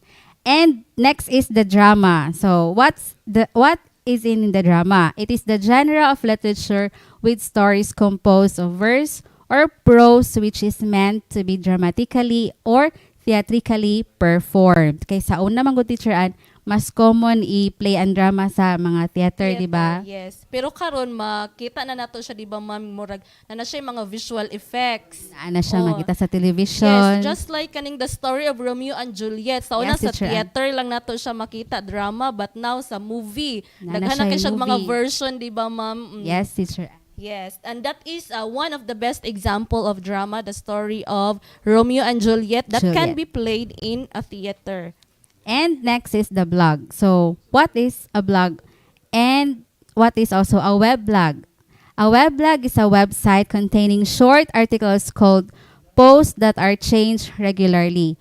Some blogs are written by one person containing their own opinions, interests, and experiences, while others are written by many different people. That's right. And then we also have example of one of the famous Vietnamese influencers. So we have Julia Dang, which ang iyahang content is about fashion. We also have Cora Kim, a Korean vlogger, and then Shea Marie, a blogger and social media influencer known for her fashion and lifestyle vlogs. And then diri sa Pilipinas Naapod naputay ta. mga famous nga mga vloggers, di ba? Kay murag mo po ni siya isa sa pinaka-trending karon, teacher, Yes. ano nga kanang mahimo kang vlogger. Yes. Kanang ang content nimo dili lang fashion but also pwede po ang content ang travel, food, travel, ang kana siya.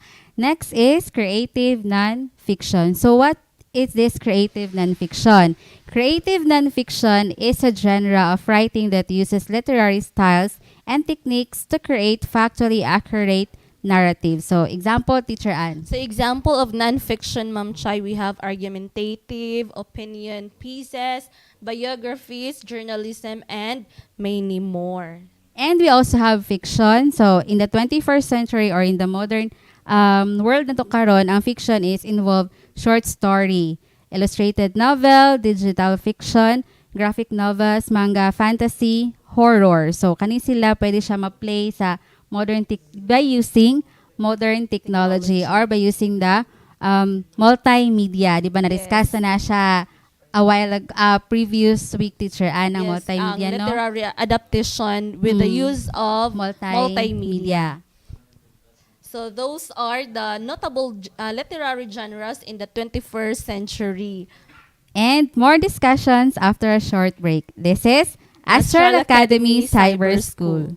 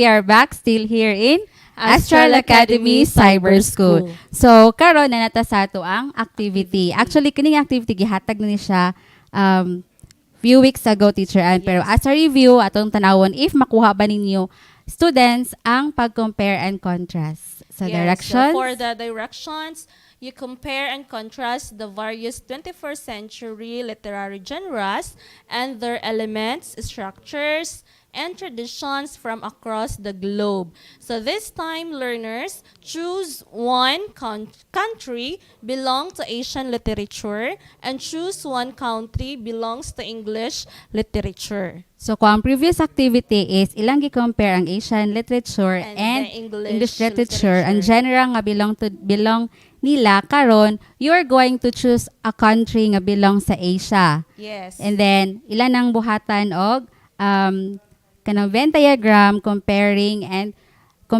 what are the literary genres pod nga mabilong sa English literature. Yes.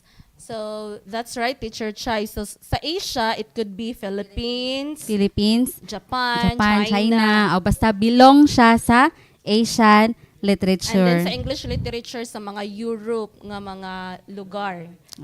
And for example, if Asian literature siya and English literature, there are similarities. Or Yes, for ihatag nila ang mga similarities. like example, Teacher Ann, so may similarities sa Asian literature and English literature. So they are both literary works. Both involve also in cultural and historical periods. So once you say differences, Asian literature more on language rather than purely history or geography. Yes, and then for the English literature, pud Ma'am Chai, it is more on imaginative or greater imaginative and creative. And another pod, para mas napamo idea, more on religious or political and social views ang Asian literature, while the English literature, writings are meant to be grammatically and theatrically performed. That's right. So that is for their activity, Ma'am Chai. So they are going to compare and contrast magpili sila specific na country from Asian literature and then English literature. Country nga nabilong sa English literature. So I know nga mabuhat na ninyo students kay review na lang siya or recap. And that's all for today. I am Teacher Chai from Bungabong National High School. And I am Teacher Mary Ann from Pangabuan Integrated School. Stay tuned for your next subject, senior high school learners. Bye!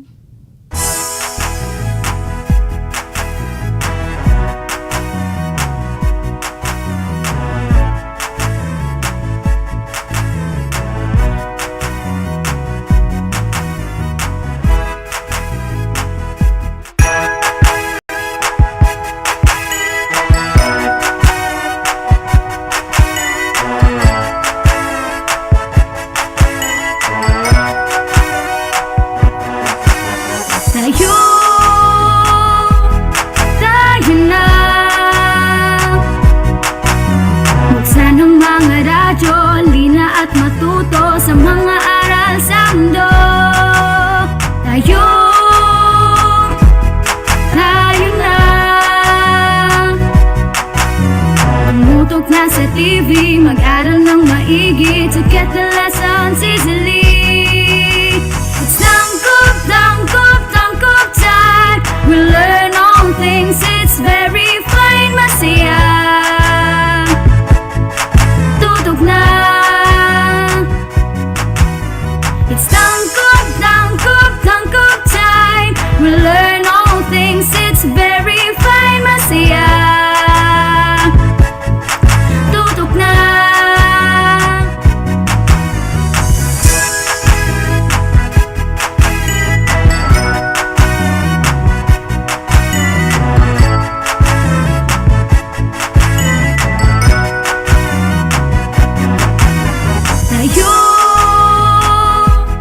Tayo na. Let's come and learn together, supporting one another. We love, we care, we share. It's tangkop, tangkop, tangkop time. We learn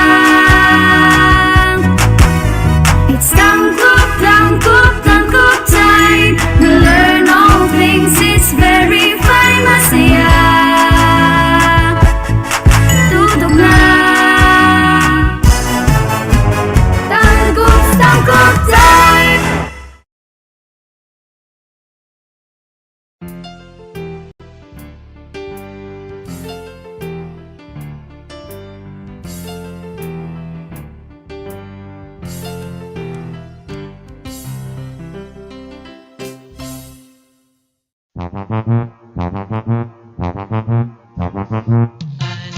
ang teknolohiya sa agrikultura at pangkabuhayan upang umunlad ang ating bayan sagana sa likas na yaman. Halika na mag-ipipina, ipipina, ipipina. Halika na, mag-aral na. Alamin ang teknolohiya sa agrikultura at pangkabuhayan.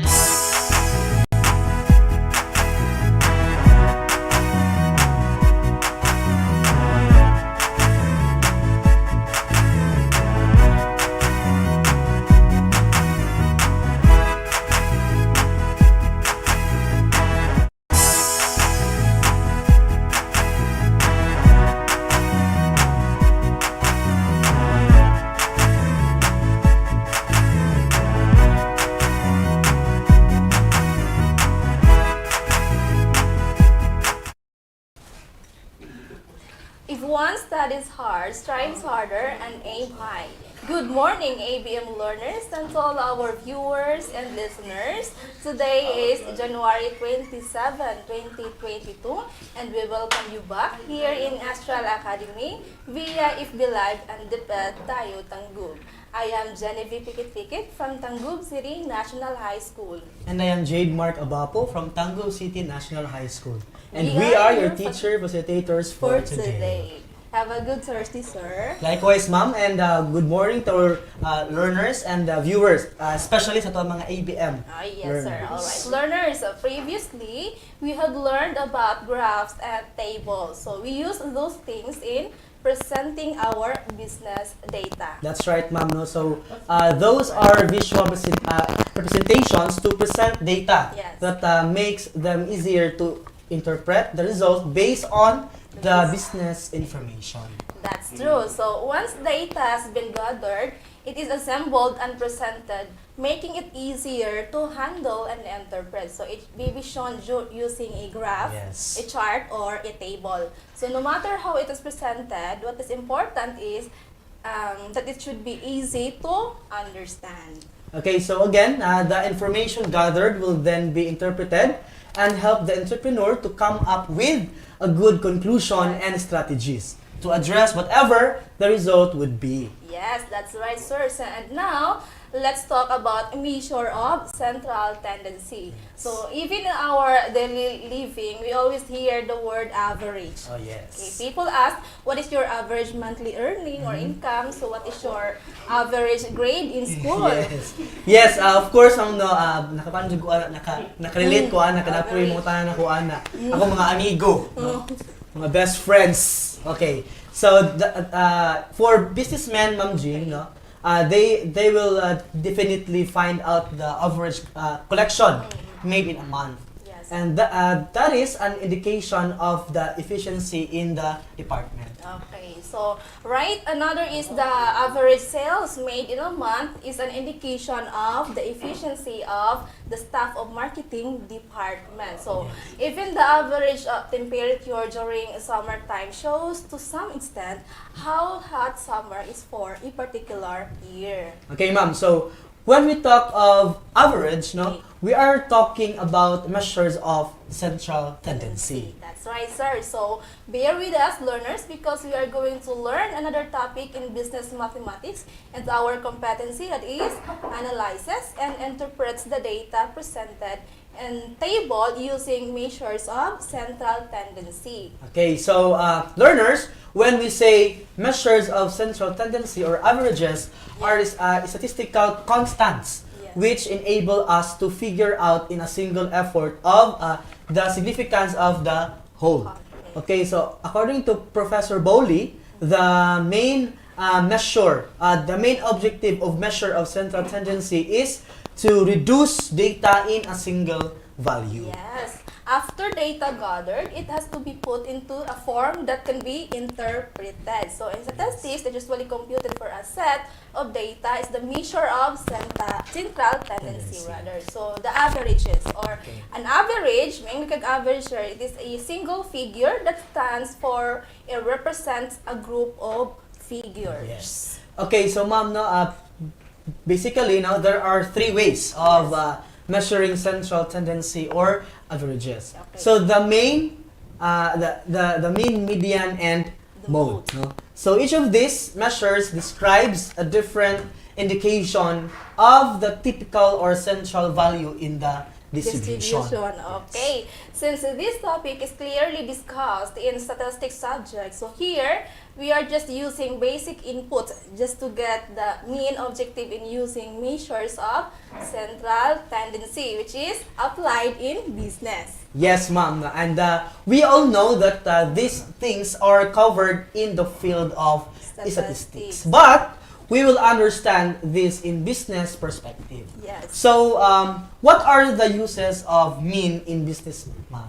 Okay, so when we say mean, it is an average. So yes. It is at the center of the distribution. So in physics, we can say it is at the fulcrum, the center of gravity or the equilibrium point. So it pertains to the average. We can say it used in business like the average of market sale in any business establishments. So another is the average of operational cost, gasto, like businesses in multiple locations where comparisons are necessary to save or cost cuts, kung mag-cost cutting, so mga expenses or expenditures. Okay, ma'am. So those are just some examples of the uses of mean in business. So mean is the most common measure of central tendency. Okay. So it is the value obtained by dividing the sum of all the observations by the number of observations. The summation of all values. Alright, so using the data in the table, natin table, tanawa sa yung screen, on the age of retirement. So in the first column, so na yung mga age or edad mo. So we have 54, 55, 56, 57, 58, and 60. So muna siya yung column for the age. Age. And another column is for frequency. Ang gidaghanon sa nagidad ana. Okay. So we have sa 54 na 3 na frequency, 55 1, 56 1, 57 2, 58 2, and another is 60 may duha. Okay. To find the mean, add up all the numbers. Then divide by how many numbers there are. This is also known as arithmetic average. Okay, looking at the retirement distribution, the mean is calculated by adding together all the values and dividing by the number of the observations. So we can use the formula, the mean or the x, represent the mean is equal to the summation of x over the n. Or where n is the number of occurrences or data. So na to siya. Ato siya i-add tanang values. So we have sa nag-edad of 54 na itulo. So naitulo ka buok na nag-edad of 54. So since ang gingon is number of values niya. So ato siyang i-add ang tulo ka 54, another 155, 1 ka 56, and duha ka 57, another is duha ka 58, and duha ka 60. So i-add on nimo tanan, and then i-divide nimo into 11. So ang iyang sum or summation of all values is 623.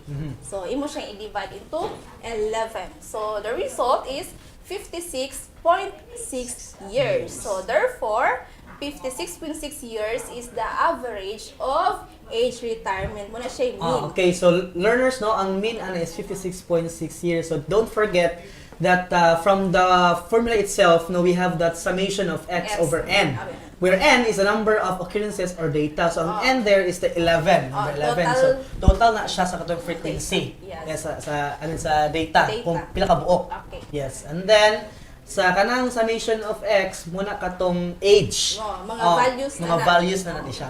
Okay, so and then add sa tanan, gikuha ang sum, and then divide into the total numbers of data, which is 11, and then 56.6.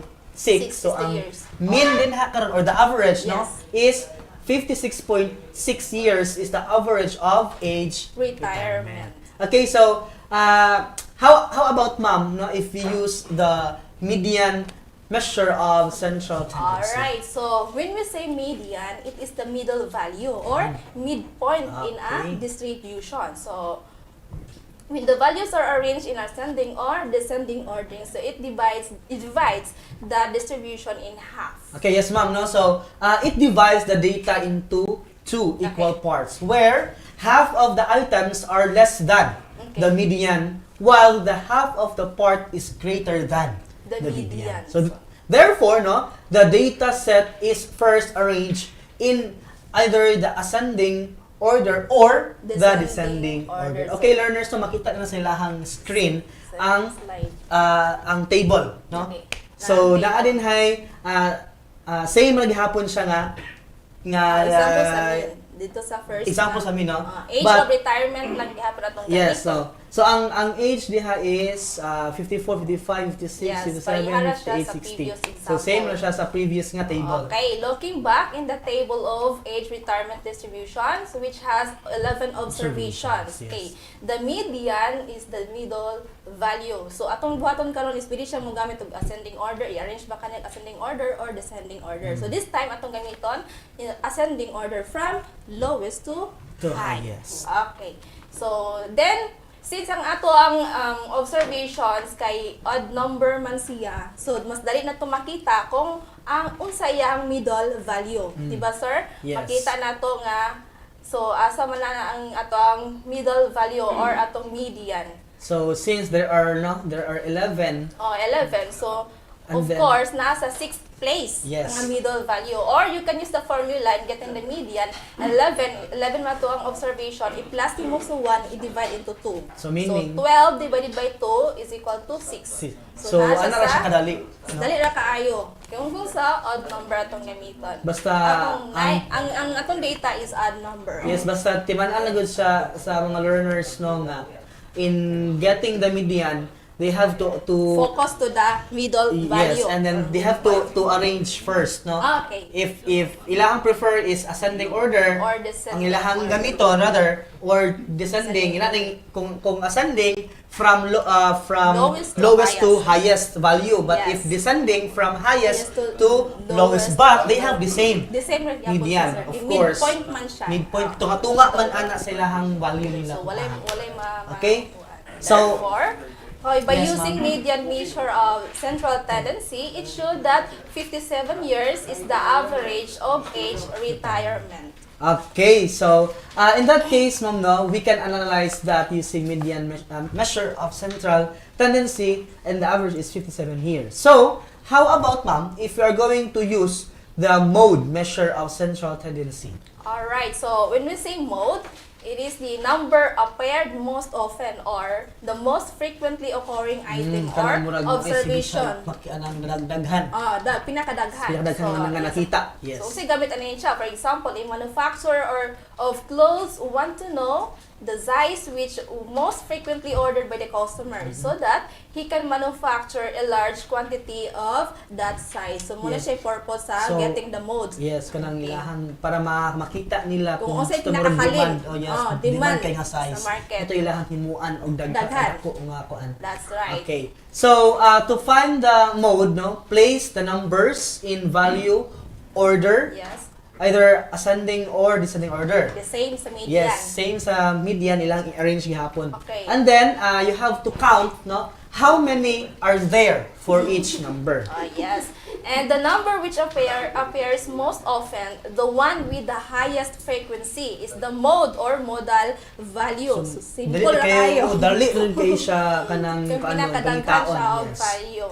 In our retirement of age of frequency distribution, the most commonly occurring value or highest frequency is 54. Okay. Therefore, the mode of this distribution is 54 years. Yes, because katong ato ang nakita gani sa table, no. Three Katong, man iyang sa frequency niya by age is ang 54 na siya 3. Ikatulo siya ning balik.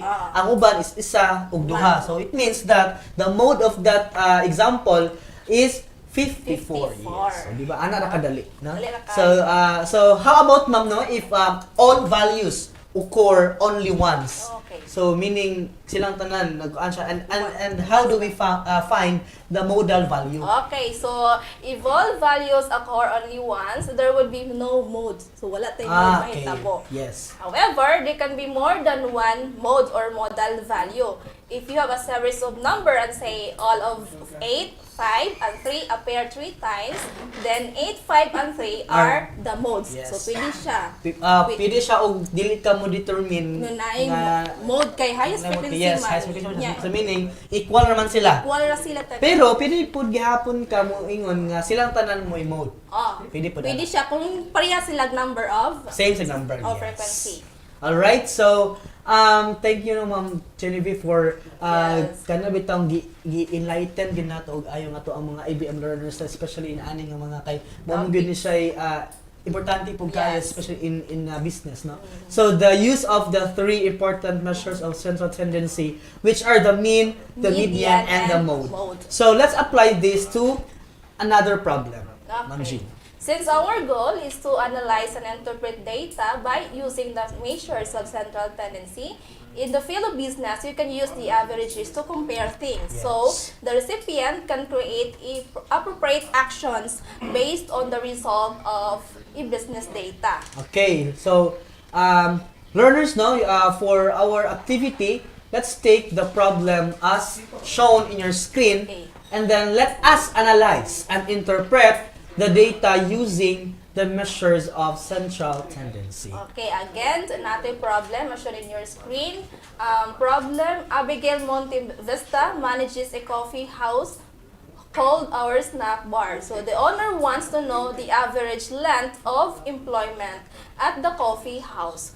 So Abigail gathered the data relative to those who left the coffee house for the past 5 years. So there were only 8 employees who left the coffee house for the said period.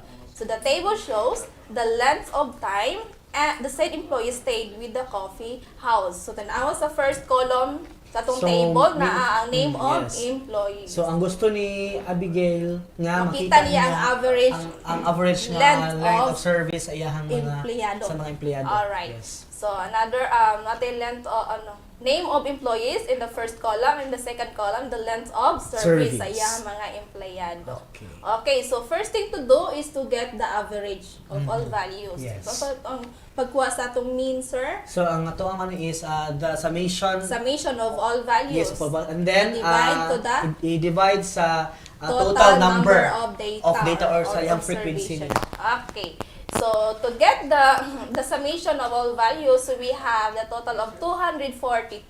Yes. So i-divide into 8 kay 8 man ka. 8 sa kabuok, no? Yes. Kaya 60, 45, 32, 8, 13, 32, 20, and 32. So there are 8 number of data. Okay. Yes. So 242 divided by 8. Yes. So we have 30.25 months. Okay, kung ang gamito na to ang mean, muna siya atong average. Yes. Pag-compute. Therefore, by using the mean, the average month of her employees stayed in the coffee house is 30.25 months. Yes, so ana ra pud siya kadali kuhaon ang average using this the mean. And then we have to find the average using the median. No? So the median will be the middle of the value. Therefore, we will arrange the figures into ascending order. Or descending. Or descending order. So since ang ato ang gigamit kanina is ascending, so ang ato pong ascending lang gihapon. Ascending gihapon. Okay. Pero pareha But same na sila og output gihapon or result rather. Okay, since there are 8 figures, to get the median, we get the mean of the middle values rather. Yes. So which are 32 and 32, di ba? Yes, kay we have 8. So kung atong i-ascending order, 8, 13, 20, 32, and 32. Naitulo ka 32 since ikatulo siya ning balik, no? And then we have 45 and then 60. 60. So, So, wao na to ang iyahang mean sa duha ka middle value. Yes. So we have 32 plus 32 divide into 2 to get the median. So the Okay. result in her actual data the employee stayed in the average of 32 months. Kung gamito na to ang median. Since no, kuan man siya ma'am no, kung add numbers ang kung add number ang total Kuhaan lang ni sa mo, data yeah. is kuan ang pinaka center. Center. While if even ang iyang number of data, kuhaan mo tong duha nga value and then i-divide into 2 Yes. so that makuha nimo ang median Median. or ang iyang midpoint. Yes. Okay, so that's it. No? So after okay, so That's where let's find out, no? So that is for the median. median. Okay, so then let's find out what is the value of mode. Okay. Okay, so we are going to look for the one with the highest frequency. So which in this case is also 32 months. Ngano man siya nga na 32 months. man siya. Di ba makita nato nga naitulo ka value ang 32. Yes, 32. So that is why that is the highest frequency. Kay meaning highest frequency sila mo kinatasan nga ning balik. Kay since ang 8 isara, ang 13 isara pod, ang 20 isara, 45 isara, 60 isara. Well, the 32 na number is ikatulo ni balik. So it means the highest frequency Automatic man. mode yun So siya. automatic siya mo eh. Mode value na to, o modal Yes. value. Okay, lastly, using the mode measures of central tendency, it can be seen that 32 months is the most frequent number of months that employees stayed from working the coffee house. Okay, so after getting the result using the measures of central tendency, the owner can make her conclusions. Yes. And she can simply make a recommendation to address such managerial shortcomings if any. So diha niya makita na dayon, diha na niya i-apply ang iyang unsay pwede niyang solusyon Yes. if ever na amang gani siya kuan Okay. problem, no? In this regard, she can possibly create strategies or motivation, Yes. di ba? For her personnel to stay longer from her Yes, coffee so diha shop. na makita So, nga makita na nato na- hinaagi sa data nga gihatag nga iyang gikuha. Diha na siya Ang result. maka-create og strategy Strategy. unsaon or motivation nga Oo. unsaon niya Mga nga ang pamaagi. iyang mga empleyado mo dili stay. siya mo hawa nga diha nila Samot nandoon na man lang bitaw alang- short ra. Yes, samot na lang nga mga months. Yes. Okay, so by all means measure of central tendency is a summary measure that attempts to describe a whole set of Yes. data with a single value that represents the middle or center of its distribution.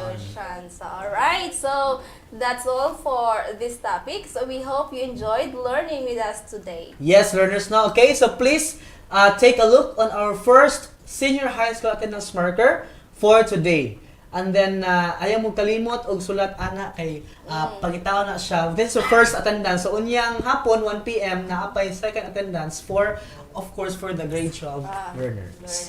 Again, this is Genevieve Pikit. And this is Jade Mark Abapo. Stay safe and God bless everyone. This is Astral Academy Cyber School. Bye!